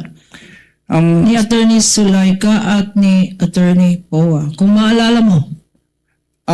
Nag-confirm naman. Can you reaction po ni Attorney Zulaika? Sinabi mo Yes, they agree naman po that they during the meeting, Mr. Witness, tinanong nila ano ang mga requirements para mag-submit ng documents para liquidation ng confidential funds, tama? Yes, ma'am. At sinabi naman, ang sagot They were referred to the joint circular po. joint circular. And sinabi din po ni Assistant Commissioner Nilda Plaras na in case merong makitang findings during the audit ay mag-i-issue po ng AOM. Okay. Nung sinabi ng Assistant Commissioner, basahin niyo na lang yung joint circular. Ano naman ang response nila? Well, they asked po if instead of an audit observation memorandum in case may audit findings, ay audit query na lang po yung i-issue sa kanila. Audit query na lang ang dapat i-issue, yun bang sinabi nila? Ano naman itong audit query na sinabi nila, ito na lang please ang i-issue ninyo, wag na lang AOM. What is an audit query, Mr. Witness? Hindi po ako familiar sa audit query since hindi naman po siya kasama dun sa issuances under the Joint Circular 2015-01. Sa joint circular, walang audit query? Wala po. Ngayon, anong nangyari? Nung sinabi nilang audit query na lang please ang i-issue ninyo. Hindi po. Bakit? Ano po? Anong nangyari? Hindi po pumayag si ICFO since hindi naman po sa sanction nung aming Joint Circular 2015-01. So nag-issue pa rin po kami ng AOM nung may nanote po kaming findings during the audit. Okay. So nag-issue pa rin despite this meeting ng isang AOM. Pagkatapos nun, anong nangyari if you still recall? After po ma-approve yung AOM, nag-attempt po kaming iserve yung AOM to the office address po nung OBP pero hindi po siya tinanggap dahil wala raw po mag-receive na authorized person. Okay. And itong first attempt nyo, pagkatapos nun, anong nangyari? On the afternoon of the same date po na nag-attempt kami to serve, nagbigay po sila ng revised accomplishment report sa ICFAO. Okay. Ngayon, Mr. Witness, sinabi mo kahapon at ngayon na ang basis ng inyong post-audit or compliance audit ay ang joint circular Yes, ma'am. 2015 ng 5 government agencies. Kasama dyan ang COA, tama? Yes, ma'am. If I show you at babasahin ko, flash on the screen. Section 1, Section 1 of the Joint Circular. Can we please flash it on the screen?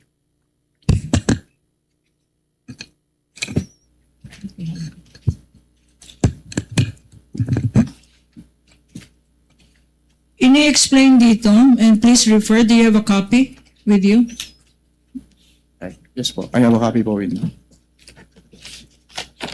I refer you now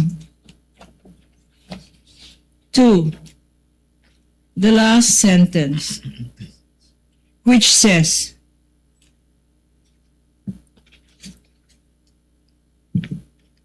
the COA, pakibasa, COA, babasahin ko na lang. O ikaw, basahin mo na lang, please. COA shall, COA shall promulgate accounting and auditing rules and regulations, including those for the prevention of irregular, unnecessary, excessive, extravagant, or unconscionable expenditures or uses of government funds and property. You confirm, Mr. Witness? Based on this joint circular po, yes, ma'am. Okay. So, if I ask you, sa mga sinubmit na documents ng Vice President, and I will, for purposes of summarizing, purchase of information, 14 million.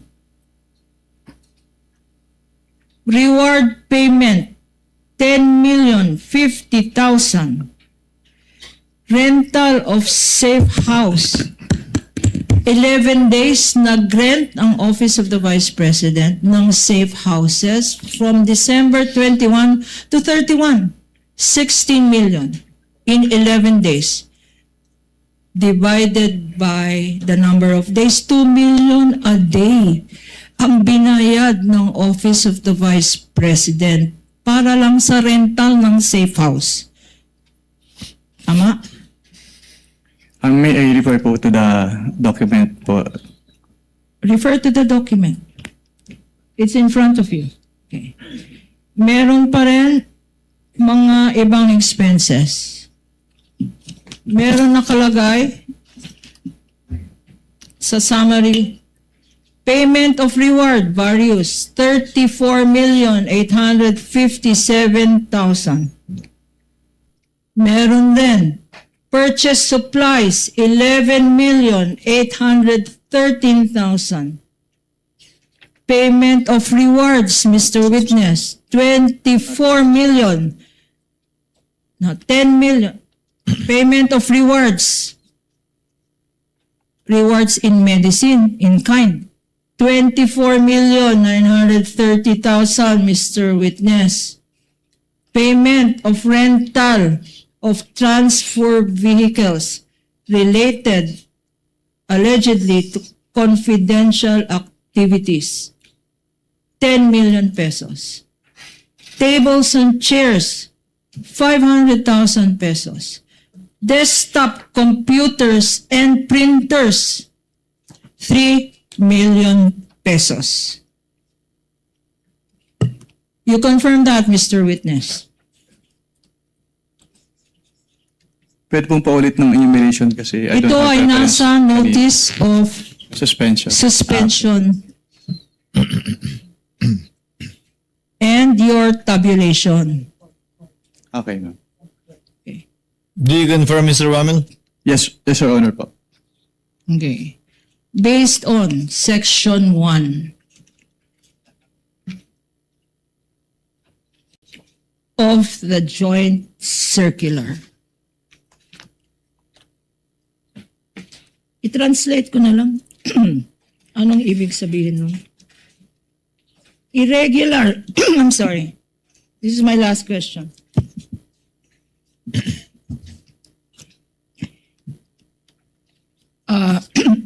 Medyo limited ang aking Tagalog or Pilipino. Ang pagkaintindi ko sa irregular kaduda-duda. Tama? Kaduda-duda, irregular. Ang counsel for respondent, if you can help me, it's in this translation, I'd happily welcome your translation. Unnecessary sa Pilipino. Unnecessary, hindi kailangan. Irregular is hindi palagi, hindi kinagawian. Yeah. Hindi pangkaraniwan. Hindi pang karaniwan. Irregular. Kasi ang Counsel alam for ko... respondent, you agree? Hindi pangkaraniwan. Yes, Your Honor, I agree. Okay.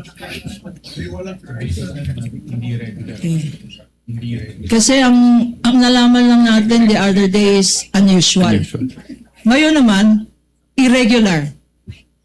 Hindi pangkaraniwan. pangkaraniwan. Unnecessary. Hindi kailangan. Your Honor, I with all due respect again, if you may just ask the question na lang po.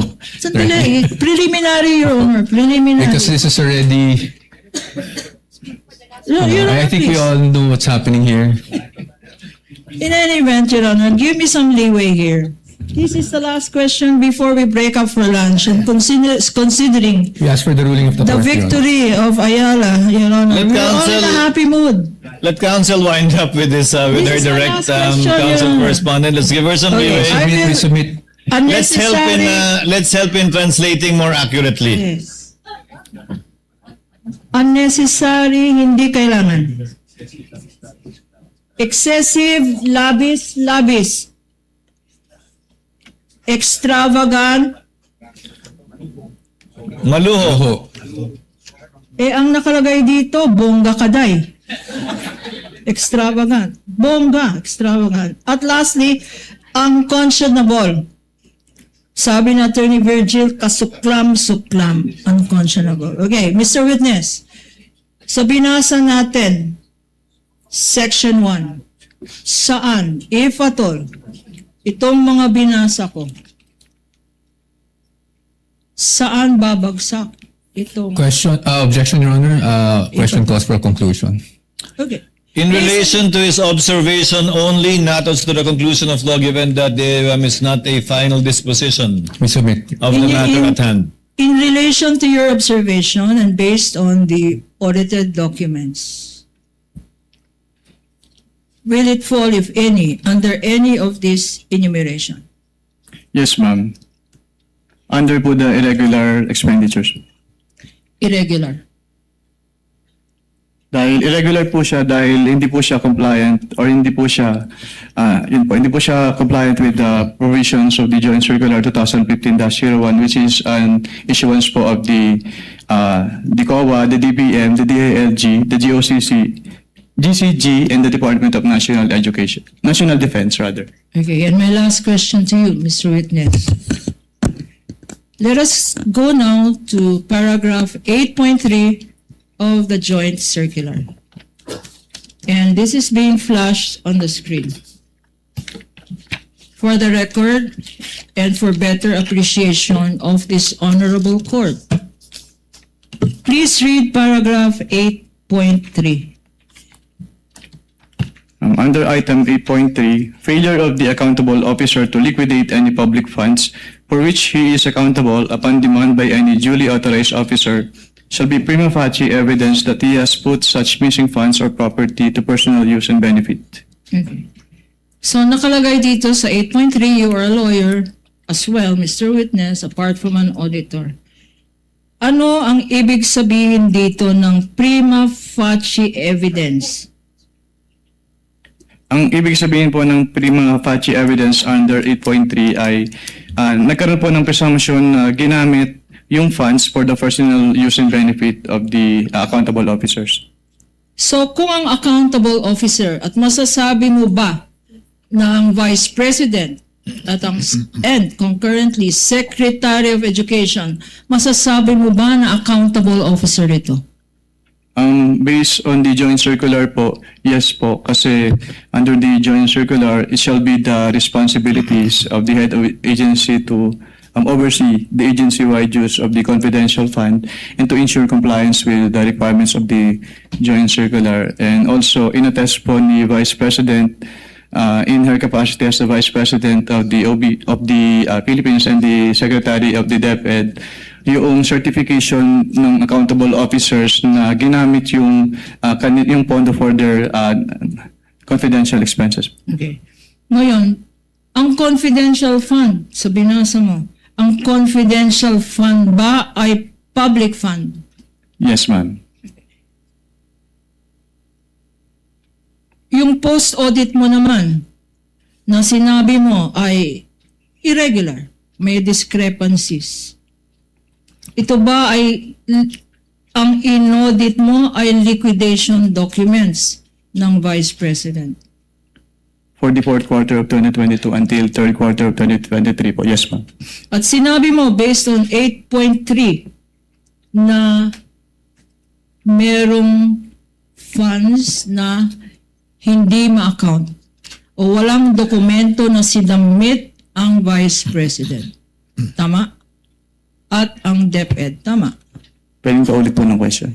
At sinabi mo yesterday at ngayong araw na merong mga pondo na hindi naman confidential funds, ginamit sa confidential funds. Or sinabing ginamit sa confidential funds pero wala naman dokumento. Tama? Objection, Your Honor. Misleading as to dun sa sinabi na wala. Sustained, counsel. Kindly reform. Okay. So you said here that if an accountable officer, pag hindi na-explain ng isang accountable officer ang paggamit ng public funds, kagaya ng confidential funds, meron tinatawag na prima facie evidence. Anong tawag doon? Presumption? Presumption po. Presumption ng ano? Under 8.3 po, presumption na yung fund po ay na-convert into personal use or benefit. Presumption na na-convert for personal use or benefit applicable dito sa sinabi mo. Conclusion of law, Your Honor. Calls for conclusion. Your Honor, that is... Your Honor, all these matters are pending still. Sustained. Your Honor, please, ang tawag ko lang doon, hindi prima facie evidence. Kung akong tatanungin, scam ito. Move to strike, No Your further Honor. Move to questions. strike. That is out of order, Your Honor. No further questions, Your Honor. So Move to strike. stricken from the record. No further questions. Direct examination is completed. Counsel for Respondent Attorney Poa, we shall have your cross after we resume for a brief lunch break. We shall resume at 1:15 for our lunch break. Thank you, Your Honor. Trial is in recess. Nasa reseso ang trial, mga kabombo, at sumasaklaw na rin po ang ating pong newscast. Alas 12 ho ng katanghalian ng ating pong oras, 12:37. Meron na lamang ho tayong 23 minutes bago po sumapit ang launa ho ng hapon. Magre-resume muli ang trial mamayang alauna 15 ng hapon, tulad po ng nababanggit kanina ni Trial Presiding Officer Senator Cheese Escudero. Doon sa last part, kung na-monitor ho ninyo, mga kabombo, may pina-strike na statement mula kay Attorney Lorna Kapunan dahil dun sa nabanggit po niya na scam, yung ilan sa mga activities ng Office of the Vice President, mga kabombo. Mamaya, maki-update po tayo dyan sa may Senate Impeachment Court. Nariyan po ang ating mga kasamahan, ang news team ng Bombo Radio Philippines. Nariyan sila Bombo Jello Agalan at Bombo Jera Hanggayo, kasama si Bombo Anali Soberano. Para po sa iba't ibang anggulo ng ating po nagpapatuloy pa rin na coverage sa trial laban kay Vice President Sara Duterte. Day number 12 na ho tayo, week number 5 ng trial, mga kabombo. At patuloy po na lumalalim yung mga issue, yung mga talakayan dito ho sa trial o paglilitis laban sa pangalawang Pangulo na nahaharap nga sa isang impeachment complaint na kinapapalooban ng 4 na artikulo o 4 articles of impeachment. Sa simula po ng trial kanina, mga kabombo, ay nagpaabot po ng pagbati ang mataas na kapulungan ng bansa kay Filipino tennis star Alex Iyala dun ho sa kanyang panalo kagabi, or actually kanina madaling araw ho ito, mga kabombo. Siya po ang kauna-unahang Pilipino na nag-uwi, nagbulsa ng WTA 500 na kampyonato. Dati kung babalikan po natin, si Alex Iyala tanging hanggang 250 lamang yung kanyang naiuwi. Ito hong number nito, 250, 500, 1,000, 2,000 ay mga palatandaan ng mas mataas na level or antas ng Women Tennis Association o WTA competition. And sa ngayon, meron na pong isang Pilipino na meron pong tropyo para sa isang level 500 na WTA o Women Tennis Association sanctioned na mga torneo, mga kabombo. Mamaya balikan po natin yan. Meanwhile, update po tayo mula dyan sa may mataas na kapulungan, si Bombo Jello Agalan para sa kanyang live report. Bombo Jello.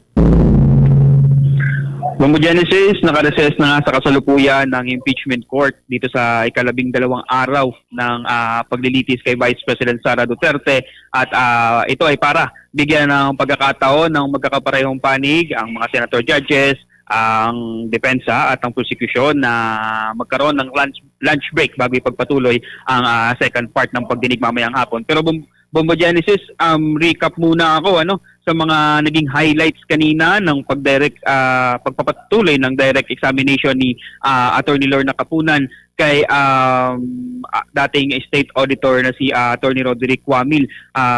Una dyan, Bombo Genesis, ay humingi agad itong si Attorney Kapunan ng recess dito sa impeachment court upang muling hilingin na magkaroon ng stipulation of evidence dahil nga sa kanyang ipinunto na nagkaroon ng mabagal na proseso kahapon ang pagdinig dahil nga sa hindi pagpayag ng depensa na magkaroon ng parehong stipulation of evidence dito sa mga ipinipresenta nila ngayong araw. Pero gayon man, Bombo Genesis, ay muli yang tinanggihan ng depensa at pareho pa rin ang kanilang kasagutan sa kung ano ang kanilang naging argumento kahapon na may mga pagkakataon na may mga discrepancies at hindi tugma sa dokumentong inilalahad ng prosekusyon at dokumentong hawak naman ng depensa. At nagsimula agad, Bombo Genesis, naging technical ulit ang takbo ng pagdinig ngayong araw dito sa pag-audit ng Commission on Audit sa naging paggasta o paggamit ng Office of the Vice President at Department of Education sa panunungkulan ni Vice President Sara Duterte dito nga sa mga confidential funds na kanilang na gamit. Una dyan natin nalakay, Bombo Genesis, ang mga disbursement voucher na kung saan nag-umpisa ang pag-withdraw ng cash advance ng Office of the Vice President at Department of Education. Lumabas dito, Bombo Genesis, na kulang-kulang ang inilabas na o isinumiting at dokumento ng mga nasabing mga opisina, Bombo Genesis. Sabi ng witness na si Attorney Wamil, may mga line item or for payment for reward na walang sinabit na dokumento para suportahan ito at violation anya ito sapagkat hindi compliant sa joint circular na dapat may patunay na nagamit o matagumpay na nagamit ang confidential funds na inilabas ng opisina. Pare-pareho, Bombo Genesis, mula sa first quarter, second quarter, third quarter ng taong 2023 ay bigong magsumite ng detalyadong dokumento itong Office of the Vice President dahil Office of the Vice President sa kanilang pinaggabitan nitong 125 million na confidential funds. Ngunit, Bombo Genesis, naging mas malalim ang dinig o direct examinations nitong si Attorney Lorna Kapunan pagdating sa confidential funds na nagamit ng Department of Education noong kalihim pa itong si Vice President Sara Duterte.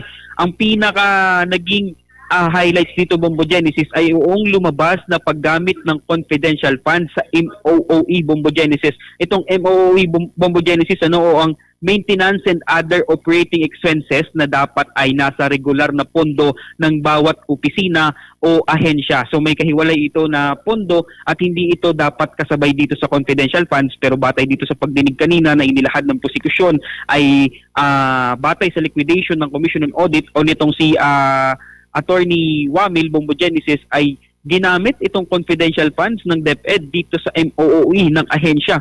At medyo tricky dito ang part na to, Bombo Genesis, dahil sabi nga nitong si Attorney Wamil, inauthorize ito ni Vice President Sara Duterte na alam niya naman na itong isinumitong dokumento ay para sa MOOE at hindi ito kalakip dito sa confidential funds na tinatalakay sa ngayong araw.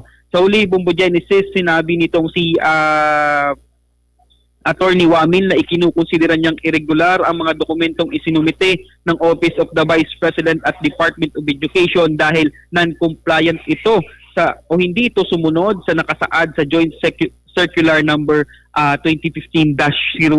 Binigyan din niya na batay sa Joint Circular, trabaho ng mga namumuno sa opisina o ahensya na gamitin ng maayos at tama ang mga pondo, partikular na itong mga confidential funds. Bombo Genesis.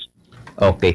Yung sa last part, Bombo Jello, medyo nagbibiro na itong si Attorney Lorna Kapunan hanggang sa umabot tayo sa part na may pinastrike na ang Senate Impeachment Court, dahil dun sa pagsasabi nga ni Attorney Kapunan na scam yung ilang mga activities ni Vice President Sara Duterte. Ang ilan dito ay walang resibo, yung ilan, sabi ni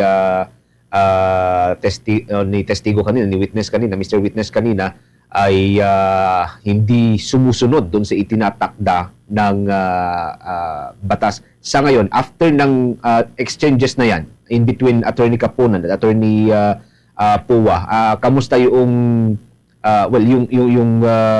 environment dyan sa pagitan ng defense at ng prosecution, Bubujel?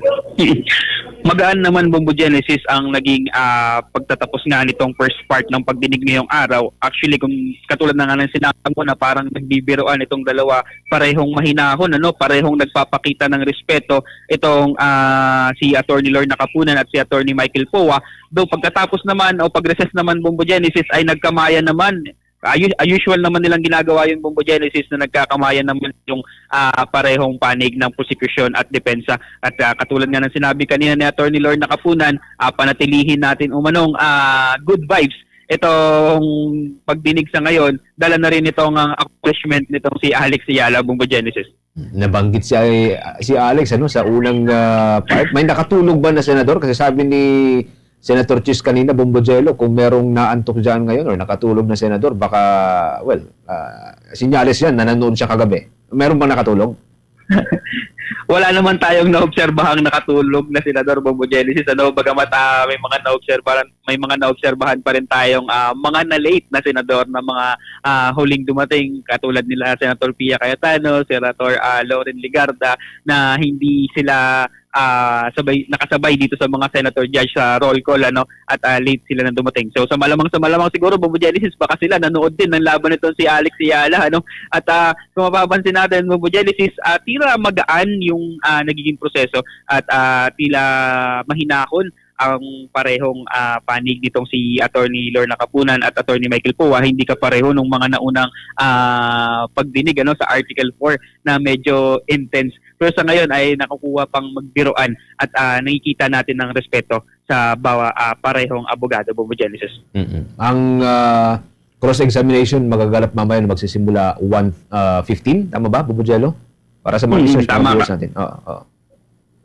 Tama ka dyan, Bombo Genesis. Magbabalik sila after nga nitong ilang minutong pagbe-break nila. Mabilisan lang itong break, kakain lang itong mga senator judges natin, itong panig ng prosecution at ng depensa at agad ng magpoproseso at Kasi Bombo Genesis, kung pagbabasihan mo, ilang oras na lang, 2 oras na lang ang matitira sa kanila para gawin itong cross-examination at hindi natin alam kung ilang oras din ang itatagal nito, kung matatapos na ba itong si Attorney Wamil ngayong araw para bukas ay masunod na itong ikalawang testigo galing sa Commission on Audit. Kaya yan ang ating aabangan kung ano ang magiging depensa naman dito ang magiging estilo ng depensa para nga i-cross itong mga pagtatanong ni Attorney Lorna Kapunan, sapagkat Bombo Genesis, napakahaba na naging proseso, napakadami ng tanong at napakadami ng mga tinalakay dito sa direct examination nitong si Attorney Lorna Kapunan. Kabilang na dito, Bombo Genesis, yung mga maliliit na detalye na lumutang na ayon dito kay Attorney Wamil ay nagkaroon ng meeting na ipinasama siya, Bombo Genesis, na di umano ni-request ng Office of the Vice President na releasean na lang sila ng Audit Query Memorandum sa halip na Audit Observation Memorandum, Bombo Genesis.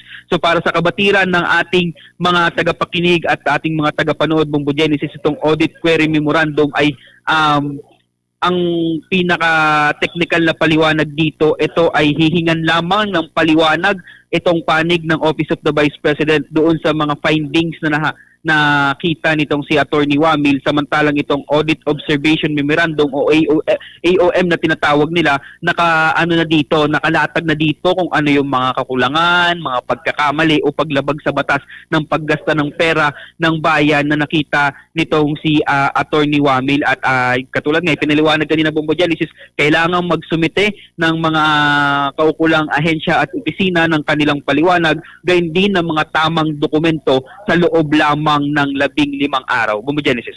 Speaking of defense, Bombo Jello, nasa kabilang linya si Bombo Jaira. Balikan kita mamaya dyan sa yung area. Maki-update tayo sa part ng defense si Bombo Jai. Maraming salamat, Bombo Jello.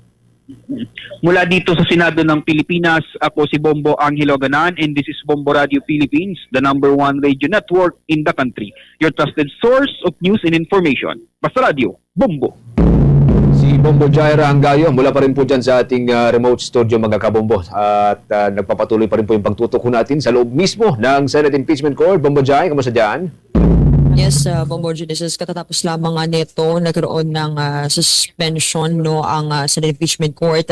Isa-isang tinalakay sa impeachment trial ni Vice President Sara Duterte ang 3 accomplishment report ng Office of the Vice President na may petsang Marso at 30, Hulyo 11 at Oktubre 9 taong 2023. Ayon kay former Commission on Audit, Intelligence at Confidential Funds Audit Officer, State Auditor Roderick Wamil, may mga items sa unang accomplishment report na hindi umano pinahihintulutan sa ilalim ng Joint Circular 2015-01 para sa gastusan gamit ang confidential funds. Narito balikan natin ang naging kaganapan kanina. Item B po, nung kanilang actual outcome and accomplishment, at wala po silang sinubmit na any document evidencing the success of the information gathering or surveillance activities on account of the information given by the informer as required po under item 4.8.5 of the Joint Circular. So itong linalagay dyan ng payment of reward, ang sinasabi mo, Mr. Witness, based on the Joint Circular, violation ba ito? Yes, ma'am, that is a violation po. Bakit ulit violation itong nakalagay dyan? Violation po siya since hindi po siya compliant dun sa conditions ng payment of reward, which is yung dapat meron po siyang supporting document evidencing the success of the information gathering or surveillance activities on account po ng information given by the informer. Sa lahat ng mga liquidation documents na binigay sa'yo or sinubmit sa office ng COA ICFAO, wala bang any dokumento na nagpapatunay na ang rewards na binigay sa informant ay nag-result ng successful activity? Based on their submissions po, wala po, ma'am. Binanggit din ni Attorney Wamil na isa sa naging obserbasyon ng Commission on Audit ang hindi pagsusumite ng anumang dokumentong magpapatunay sa naging matagumpay na information gathering o surveillance activities kaugnay ng line item na payment of reward na anya ipaglabag sa umiiral na patakaran. Sa ikalawang accomplishment report, sinabi na testigo na may nakatalang 40 million pesos sa medical and food aid. Ngunit iginiit niyang hindi kabilang ang mga gamot sa eksklusibong listahan ng mga pinahihintulutang gastusin ng confidential funds. Nakita din natin kanina yung pag-compute ni Attorney Lorna Capunan, yung 42 million pesos plus 40 million pesos in total of 82 million pesos, including yung mga medicines and other items. Tinukoy rin niya ang 12 million pesos na payment of reward na umano'y walang kalakip na supporting documents. Narito pa ang mga naging kaganapan. Any observations? Ano naman ang masasabi mo dito sa accomplishment report na inapprove mismo ng Vice President Sara Duterte? Katulad po nung naunang accomplishment report, meron din po silang line items for provision of medical and food aid at payments of incentive or traveling relative to the confidential operations na hindi po among the allowable confidential expenses under item 4.8 of the Joint Circular 2015-01. Sinabi mo na meron nakalagay dyan medicines. Bakit sinabi mo na bawal o hindi allowed ito Dahil sa joint circular? hindi po siya kasama dun sa exclusive list of allowable confidential expenses under item 4.8 po. Ano pa ang na-observe mo dito? Meron din pong line item for the payment of reward for 12 million pesos pero hindi po siya suportado ng any document. Gayun mga agad na tumutol ng depensa, iginiit ni Defense Counsel Attorney Michael Powan na lumalabas na umano ang testigo sa nilalaman ng accomplishment report at pumapasok na sa mismong findings ng Commission Audit na hindi niya saklaw na kasalukuyang pagtatanong. Narito ang naging pahayag naman ni Attorney Michael Powan. Evidence. Your Honor, objection. I beg the indulgence of What is the objection of counsel? Your Honor, I gave some leeway earlier to the witness, but we moved to strike out the witness, strike out the answer of the witness as far as the payment of reward is concerned. Kasi ang pinag-uusapan lang naman natin dito, on its face, kung merong mali sa utilization of confidential intelligence funds in terms of the accomplishment report. He is now going into the findings, which is not part and parcel of this form, which is the accomplishment report, Your Honor. So, Not yet part of it. not yet. So what I'm saying is the payment of reward by itself is not a violation. Indicating the payment of reward here by itself is not a violation of the joint circular, Your Honor. Because we are not yet, if at all, at the AOM level Exactly. and or notices. But kindly reform, counsel. Objection sustained. Pinabura naman ng Senate Impeachment Court ang motion ng depensa at pinabura itong bahaging iyon ng testimonya ng testigo kaugnay ng issue ng payment of reward. As of now, hinihintay natin yung mga susunod na magiging kaganapan, Bombo Genesis. Nakita natin kanina, bago magtapos nga itong mag-suspend ang trial, may kaunting tawanan, may pag-object, and even si Attorney Michael Powa ay pinastrike off the record yung hindi naiwasan talaga ni Attorney Lorna Capunan na magsalita sa term na scam dito, Bombo Genesis. But as of this moment, ay wala pa namang mga pahayag yung Defense Counsel kasi nakita natin naka-recess or naka-lunch break sila ngayon. Abangan natin na launa ng hapon, babalik o alas 2 ng hapon, magbabalik dito ang patuloy na paglilitis laban kay Vice President Sara Duterte. Bumujay. Yes, Bombo Genesis. Sa part ng defense, I understand na si Attorney Michael Puwa pa rin, yung magsasagawa ng cross-exam mamaya. Pero may nababanggit ba siya doon sa press conference kahapon kung ano yung mga nais niyang ma-erase? O baka pwedeng discuss kung meron mang nababanggit si Attorney Puwa? Kasi kahapon parang 3 hanggang 4 na yung statement niya na sinabing subject for cross. So, kanina parang wala tayong gaano narinig, pero kahapon, yan yung nabanggit In all fairness naman kay Attorney Michael Powa, admitted naman sa kanya, Bombo Genesis, na kung may mga things naman actually, it's normal sa impeachment court, na may mga bagay na hindi naman necessarily na kailangan na objection. According to him nga, na sabi niya kahapon sa press briefing after the impeachment trial, sinabi niya na hindi naman talaga necessarily na need mag-object kung medyo okay naman sa kanya yung pag-direct examination dito. If may mga parts lang, may mga areas na kailangan siguro mag-object, doon lang naman sasagot si Attorney Michael Powa. But as much as he wanted to answer ng mga questions, actually gusto-gusto niya naman talaga sagutin yung mga katanungan natin. Kaugnay nga dito sa takbo nito, bakit ganito, bakit ganyan. But then he did not want to dwell dito or mag-indulge dito sa merits of the case kasi nga mahirap na Bombo Genesis, isa siya sa spokesperson as well as the counsel ng defense team ni Vice President Sara Duterte. No, banggit yan actually kanina Bombo Jen, no? Para na rin sa recap para sa mga listeners, mga viewers natin. Nung pinapa-identify ni Attorney Kapunan kung sino si Attorney Puwa. And then nagsorry pa siya kay Attorney Puwa dahil nabanggit nga niya yung pangalan niya habang, tinatanong niya yung witness nila, no? Bombo Jen.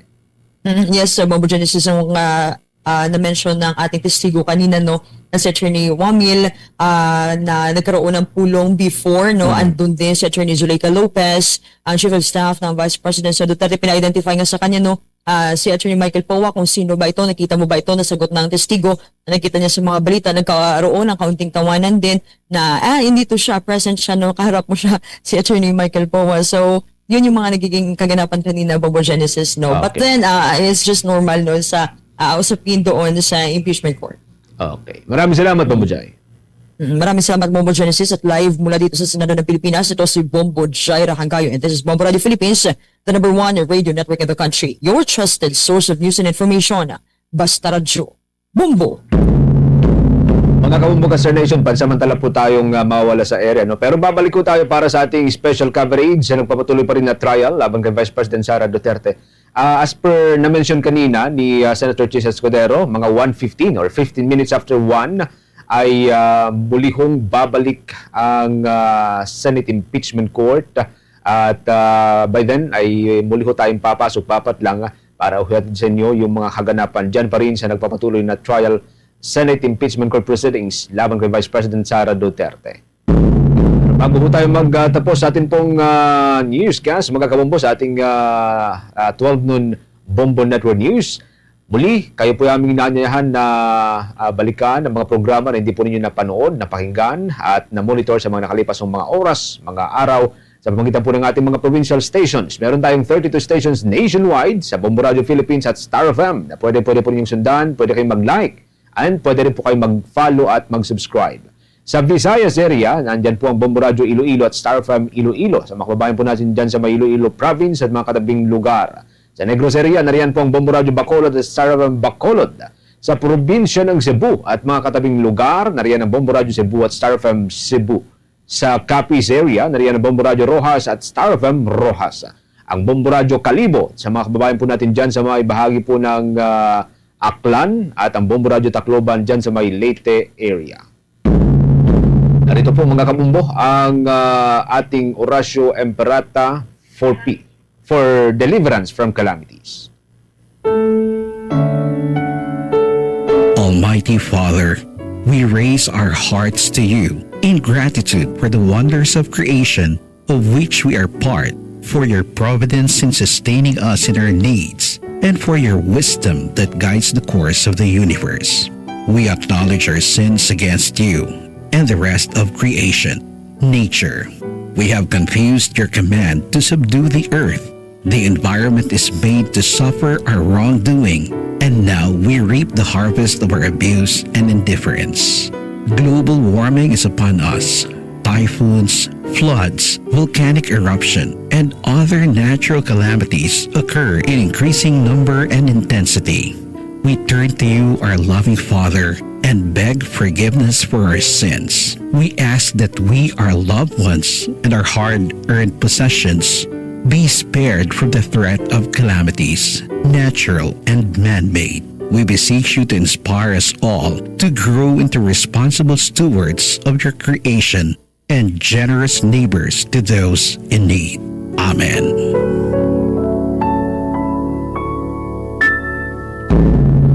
Yan na rin po ang kalipunan ng ating balitaan, mga kabombo. Pero mamaya, inuulit po natin mga alauna 15 ng hapon. Muli ho tayong papatlang para ho sa ating papatuloy special coverage sa impeachment trial day number 12, week number 5. Impeachment trial laban kay Vice President Sara Duterte. Ito ang Bombo Network News, ang back-to-back winner sa Catholic Mass Media Awards bilang Best News Program. Mula rito sa News Center Makati, this is Bombo Radio Philippines, the #1 radio network in the country, your trusted source of news and information, Basta Radio. Bombo! Swerte sa palengke ng Bombo Radio at Star FM Drop Boxes ay matatagpuan sa mga sumusunod na lugar. Pure Gold Mayombo, Mayombo Road, Dagupan City, located at the entrance. Queen Bank, Dagupan, Perez Boulevard, Dagupan City, located at the entrance. Pure Gold Bunuan, Bunuan, Dagupan City, located at the entrance. Aldridge Store, Bunuan, Katakdang, Dagupan City, in front of the store. And Fernandez Store, Sitio China, Bunuan, Binlog, Dagupan City, in front of the store. Tips sa pagtitipid ng gasolina. Iwasan ang pangmatagalang idling ng sasakyan. Ipinapayo rito na ang pagpatay ng makina sa paghinto nito ng 1 minuto o higit pa ay nakatutulong upang maiwasan ang pagsasayang ng petrolyo. Tiyakin na sapat ang hangin ng mga gulong. Ang kakulangan sa hangin na sa gulong ay nagpapataas ng rolling resistance kaya dumadagdag ito sa fuel consumption ng makina. Iwasan ang biglaang pagpreno o agresibong pagmamaneho. Ang agresibong pagmamaneho ay nakakadagdag ng 15 hanggang 40%. Yakin ang regular na maintenance ng sasakyan. Ang pagkakaroon ng baradong air filter ay nakakaapekto sa engine efficiency ng sasakyan. Kasama rito ang pagkasira ng spark plugs at maruruming fuel injectors. Planuhing maigi ang biyahe upang maiwasan ang traffic. Ang stop and go na nagpapaandar ay dulot ng dobleng fuel consumption sa pagmamaneho.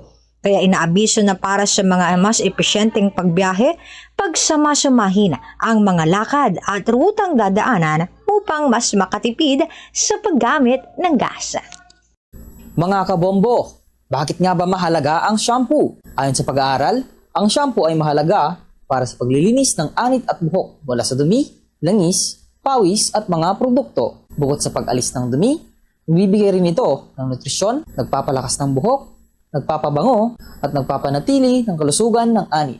Nakakatulong din ito sa pag-iwas sa balakubak, pagkasira ng buhok at pag-aayos ng tuyong buhok.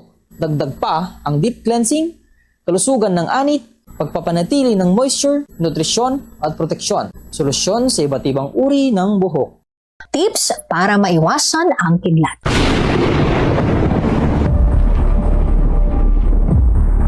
Para mas maging handa at Celebrating 60 years of media excellence.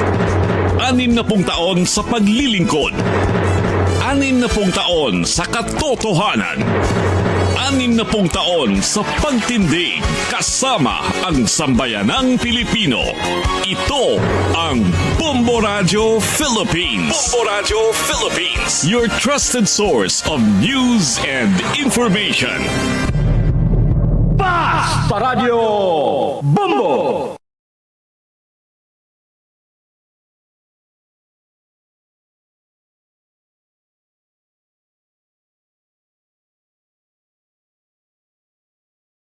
Ang impeachment trial ni VP Sara Duterte, mga kabombo, kabilang po no sa nagpapatuloy na tinatalakay po dito yung tungkol po sa Article 1 of the Articles of Impeachment na tumatalakay dito po sa alleged misuse and misappropriation sa non-confidential funds po ni VP Sara Duterte. At sa araw po na ito ay nagpapatuloy pa rin ito pong cross-examination kay former Commission on Audit Intelligence and Confidential Funds Audit Officer o State Auditor Roderick Wamil. Mga kabombo, ngayong araw na ito dahil kahapon may bahagya pong pagkaantala dahil doon po sa pag-discuss ng panig po ng prosekusyon at ng depensa doon po sa pagkakahalintulad ng ilan pong mga ebidensya, mga kabombo. Kaya sa halip na mag-umpisa po kaagad ng alas 10 po ng umaga yung kanilang cross-examine dito po kay Wamil, mga kabombo, pasado alas 11 na nag-umpisa yung pag-cross-examine po sa kanya ng parte po ng prosekusyon. At sa unang bahagi po ngayong araw na ito, dahil nagsimula po ang impeachment, 12 araw ng impeachment trial po ni VP Sara Duterte, yung pagtalakay dito po sa mga accomplishment report ng Office of the Vice President sa kanyang confidential fund dahil particular na no noong 2023 dahil nakitaan ng umano'y paglabag, walang resibo at supporting documents yung mga isinumiting 2023 accomplishment report ng Office of the Vice President. Kaugnay pa rin dito po sa tinatalakay and according dito po sa tumayong tumatayong testigo, ito pong si dating COA State Auditor Roderick Wamil sa direct examination naman na isinagawa sa kanya ng prosecution. Ipinakita nitong si Prosecution Counsel Attorney Lorna Kapunan yung 3 pong accomplishment reports ng Office of the Vice President na may petsang March 30, 2023, Hulyo 11 o Hulyo 11, 2023 at October 3, 2023. Ito pong naturang mga dokumento ay ni-stipulate rin ng kampo po ng depensa. Dito po, sa mga dokumento pong ito, pare-pareho po na nakalagda sa 3 documents si VP Sara Duterte na nangangahulugan na inoprubahan mismo ng Vice Presidente yung mga nilalaman ng accomplishment reports. Ayon po yan, dito po sa tumatayong testigo na si dating COA State Auditor Roderick Wamila. And inihag din po nito mga kabombo na naglalaman ang unang accomplishment report ng 2 mga items na hindi allowed sa ilalim po ng Section 4.8 ng Joint Circular 2015-01 o yung ipinagbabawal na gamitan ng confidential funds. Actually, doon po sa mga accomplishment reports na sinasabing pinaglaanan nitong mga confidential funds, question nila yung ilan po sa mga ito, katulad na lamang po yung pagsasagawa ng mga tree planting, yung paglalaan po ng pondo from the confidential funds. Isa po yan sa mga kabilang sa natanong nitong si Attorney Lorna Kapunan. At nang tanungin po ni Attorney Kapunan, ito pong naturang testigo sa iba pang obserbasyon po nito, dito po sa mga accomplishment report na lagda, pirmado po ni VP Sara Duterte, tinukoy po ni Wamil ang isa pang item para sa payment of reward kung saan walang isinumite ang Office of the Vice President na anumang document evidencing na nagpapatunay ng matagumpay na information gathering o surveillance activity mula dito po sa informante. At dito na po tinanong ni Attorney Kapunan kung ito ba ay violation o paglabag sa joint circular na silang ayunan naman ng testigo dahil hindi daw po ito compliant sa mga kondisyon para sa payment of reward na dapat po may kalakip na supporting documents. According sa kanya, ito po ay pagpapakita na may naganap na violation. Dito naman po sa ikalawang accomplishment report, inihayag po ni Wamil na mayroon ding line items na nagkakahalaga ng 40 million pesos na pondo para sa medical at food assistance. Gayon din yung 10 million pesos na pondo para sa mga insentibo at travel expenses na hindi daw po allowable sa joint circular dahil exclusive o nangangahulugan na limitado lamang ang listahan ng pinahihintulutan pong confidential expenses. At dito po, yung panig po ng depensa, nagmotion po sila na strike out sa record yung sagot ng testigo. Pagdating naman po sa payment of rewards, katwiran po itong si Attorney Michael Puwan na tumatayo pong legal and spokesperson po nitong si VP Sara Duterte, ang pinag-uusapan lamang kung may mali doon po sa paggamit ng confidential fund, subalit nag-come up na sa findings ang testigo na hindi parte ng accomplishment report.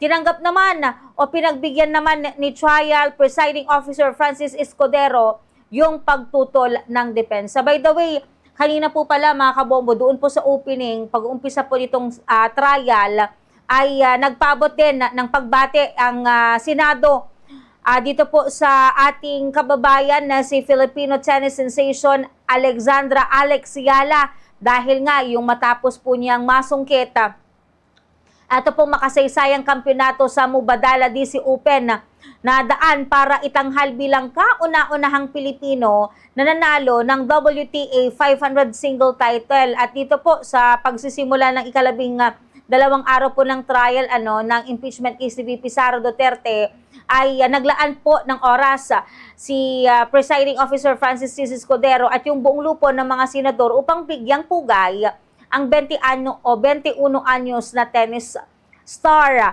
According kay Senator Escudero, na nagkakais sila sa pagpupuri sa tagumpay nitong si Yala na nagdagdag ng labis na karangalan sa buong sambayan ng Pilipinas. Kung matatandaan mga kabombo, natalo nitong si Yala ang world number 3 na si Jessica Pegula na naging daan para masungkit niya yung kampyonato sa naturang laro. Actually kahapon, supposed to be yung laro nitong si Pegula at itong si Iyala pero hindi po natuloy.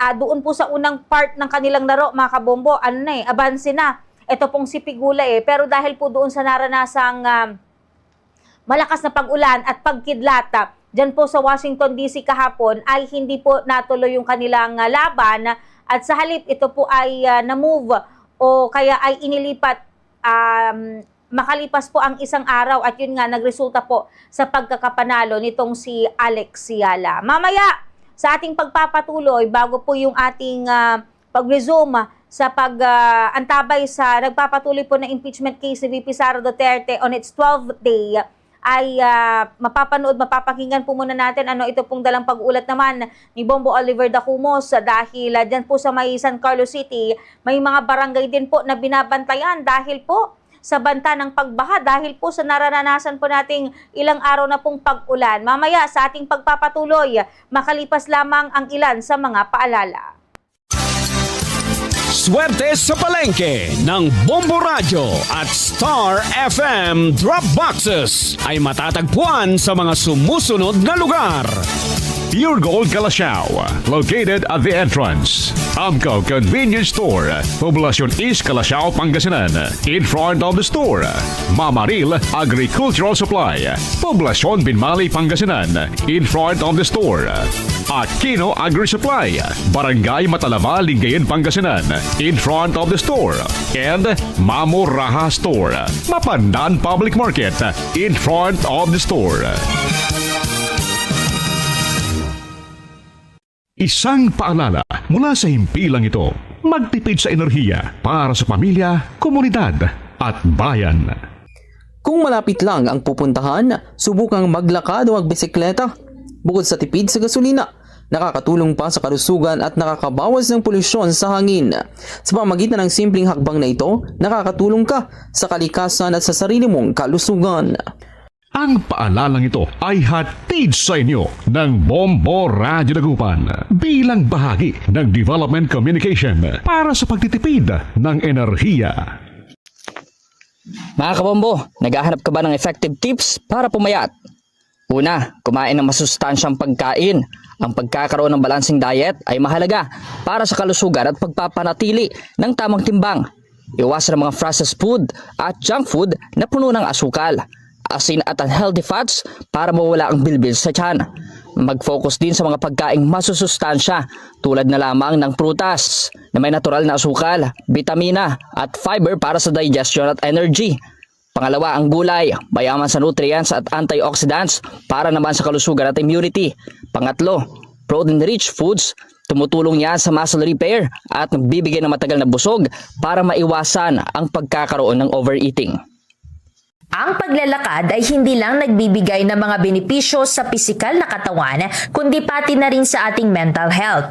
Ito ang pinakasikat at pinakasimpleng uri ng ehersisyo na maaari nating gawin. Madali itong isagawa at hindi natin kailangang gumastos ng malaking halaga para rito. Hindi rin kailangan ng espesyal na kasanayan. Kahit saan at kahit kailan natin gustuhin, maaari tayong maglakad. Nilalabanan nito ang epekto ng mga genes ng obesity. Natuklasan na ang mga kababaihang naglalakad ng 7 o higit pang oras sa isang linggo ay may 14%. Philippines Standard Time, 6 na minuto makalipas ang 1:00 po ng hapon. Samantala sa mga sandaling ito atin po munang dakuan, panoorin pakinggan ito pong dalang pag-ulat ng ating kasamahan sa labas ng himpilan si Bombo Oliver Dacumos. Dahil ito pong ginagawa pong pag-monitor sa ilan pong mga barangay dyan po sa San Carlos City sa banta po ng pagbaha dahil nga po sa nararanasan po nating ilang araw po na pag-ulan. Bombo Oli, please come in.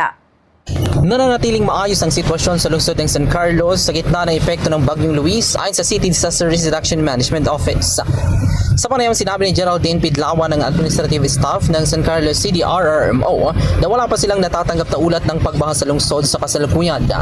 Aniya nagsagawa na ang CDRRMO ng Pre-Disaster Management Meeting kasama ang iba't ibang ahensya tulad ng Bureau of Fire Protection, Philippine National Police, City Health Office, Engineering Office, Department of Interior and Local Government, City Agriculture Office at Department of Social Welfare and Development Office upang tiyaking handa ang lahat sakaling lumalang panahon. Sinabi rin ni Pidlawan na bagamat inaasang tatagal lamang hanggang kinabukasan ng epekto ng Bagyong Luis, patuloy nilang minumonitor ang isa pang namumuong sama ng panahon na may international name na dolphin na maaaring pangalan ng Bagyong Maymay kapag nakapasok sa Philippine Area of Responsibility. Ayon sa kanya, 86 na barangay ang kanilang binabantayan kung saan mahigit 10 ang itinuturing na flood-prone areas. Kabilang sa mga ito ang barangay na malapit sa Agno River na posibleng bahain kapag nagpatuloy malalakas na pag-ulan. Inalala rin ni Pidlawan ang mga nagdaang bagyo noong nakaraang taon na nagdulot ng mataas na pagbaha sa ilang lugar kung saan umabot pa umano sa lampas tao ang tubig sa ilang komunidad. Tiniyak naman ng CDRRMO na nakahanda na ang kanilang mga kakailanganing gamit at ay ipag-unayan na sila sa ibang mga ahensya para sa agarang pagtugon sa mga insidente tulad ng pagbagsak ng mga punot at iba pang epekto ng masamang panahon. Sa huli, hinikayat ng opisina ang publiko na manatiling mapagmatsyag at laging maghanda sa pamamagitan ng paghahanda ng emergency supplies at iba pang mahalagang gamit upang maging ligtas ang bawat pamilya sa panahon ng kalamidad. Tayo po'y nagkaroon po ng meeting kahapon na pre-disaster assessment management assessment po natin with Bureau of Fire, PNP, CHO, Engineering Office, DILG, and Agriculture and the SWD. Dahil itong bagyong Luis, ito ay hanggang bukas po yung ng ating bagyo. Huwag lang po sana umabot hanggang next week dahil po may parating uli na isang bagyo na pinapangalan po nila na dolphin po. Ito po ay tayo maghanda para pagdating ng bagyong sinasabi po nilang super typhoon or next week po yun. May 86 na barangay po tayong binabantayan. So, yung mga 10 lang po ang mga na babantayan po natin, yung mga yun po yung mga barangay na po yun ay yung mga nababaha. Kasi may tayo dun sa Agno River na sinasabi po nila. Pag tuloy-tuloy pang ulan, umaabot po hanggang lampas tao. Opo. Kaya po nung nakaraang taon, yung sunod-sunod na bagyo po, na gayang Krising, Dante at Emong, saka yung uwan na sinasabi ng pinaka mapagsik na super typhoon daw, yun po ay umabot na lang lampas tao. Meron po, may binabantayan din po tayo at nire-report po ng barangay, gaya ng Burgos Street, malapit sa Unitap. Konting ulan lang po doon, binabaha hanggang tuhod po. Yun lang po. Yung iba namang barangay, hanggang ankle lang po. Yung mga gamit po natin, nakaprepared na po. Tayo po kung halimbawa may natumbang mga kahoy at tinatawag po ng mga barangay with the help of the Engineering Office, Bureau of Fire at saka ang Simpelco din po. Sa mga ating kababayan ng San Carlos, lagi po tayong maghanda pag ganitong may kalamidad na dumarating. Kailangan natin mag-prepared ng mga gamit natin na kailangan sa ating mga bahay-bahay po. Para sa programang Bombo Hanid Ugto, Patrol numero 5, Bombo Oliver Dacomus nag-uulat. This is Bombo Radio Philippines, the #1 radio network in the country, your trusted source of news and information. Basta radyo. Bombo! Mga kabombo, sa oras po na ito ay babalik po tayo dito po sa pag-antabay sa nagpapatuloy po na ikalabing-dalawang araw po ng impeachment trial ni VP Sara Duterte, kung saan patuloy pong sumasalang at sasalang hanggang mamayang hapon na ito pong si dating COA State Auditor Roderick William Wamil, mga kabombo. Sa pamamagitan po yan itong si pag-direct examine po sa kanya ni Prosecution Counsel Attorney Lorna Capunan. Ang prosecution. So depende po yan. Dinipensa naman ngayon ni itong si Robert East Barbers ang mga alegasyon na sinadya ng prosecution ang paglalabas ng mga itong resibo. Ayon kay Barbers, dapat lang din naman maisupina si Mary Grace Piatos. Pakinggan natin si Representative Robert East Barbers. Si dating Representative Robert East Barbers. Sa tingin ko hindi. Because lahat naman po, nakita naman po natin yung 15 karton ng ebidensya niyon. And even if you get samples of these documents inside those boxes, makikita nyo na yung mga pangalan na lumalabas doon ay mukhang katawa-tawa. No? Kaya nga maraming nagkomento na yung mga pangalan niya ay hango. Kundi sa Chicheria, ito ay hango dun sa mga na-invento pangalan. We will come to that point when the next witness that the prosecution will present will also certify kung ano ang findings ng prosecution dito sa mga dokumento itong nila. Impeachment Trial Advisor at Spokesperson, Robert H. Barbers. Mula dito sa Senado, Bombo Anali Montaño Soberano nag-uulat. And this is Bombo Radio Philippines, the #1 radio network in the country, your trusted source of news and information. Basta Radio, Bombo. 22 minuto na makalipas ang alauna ng hapon mga kaumbo at nagsimula na humuli ang trial, nag-resume na humuli ang trial laban kay Vice President Sara Duterte. Panoorin po natin ang cross-examination ng defense team. Nakita ko po dun sa disbursement voucher po na si Asek Limuel G. Ortonio po. No, I mean the grant. Kasi wala po sa GAA yung OVP confidential funds for 2022 eh. So nakita niyo po ba kung sino ang nag-approve ng grant para sa fourth quarter 2022 confidential funds? Based on the documents submitted, si Office of the President po yung nag-approve. That's correct. Opo, Office of the President. Pagdating naman po sa OVP 2023 confidential funds, yun po ay nasa General Appropriations Act. Do you confirm that? Yes po. And pagdating naman po sa DepEd 2023 confidential funds, nasa General Appropriations Act din po. Tama po ba? Yes po. And as a lawyer, you would know that the GAA is enacted by Congress. Tama po ba? That's correct. Now, yesterday, naalala ko po, natanong kayo doon sa time nyo sa ICFAO kung ilang Vice President ang na-audit nyo pagdating sa confidential funds. Alala niyo po yon? Yes po, sir. At ang sagot niyo po ay isa lang, si Vice President Sara Duterte, the respondent in this case. Tama po ba? Yes po. Since I assumed in ICFAO in 2014. Since you assumed in September 2014? Yes po, sir. Tama po. And you were asked, bakit si Vice President lang? Naalala niyo yung tanong na yun? Yes po. At ang sagot niyo po, kasi since you assumed siya lang po ang Vice President na nagkaroon ng appropriations for confidential funds. Tama po ba? Yes po. Since September 2014 po na nag-assume ako. Apo. Now, I'm showing you a document. If I may approach the witness, Your Honor. Counsel may approach.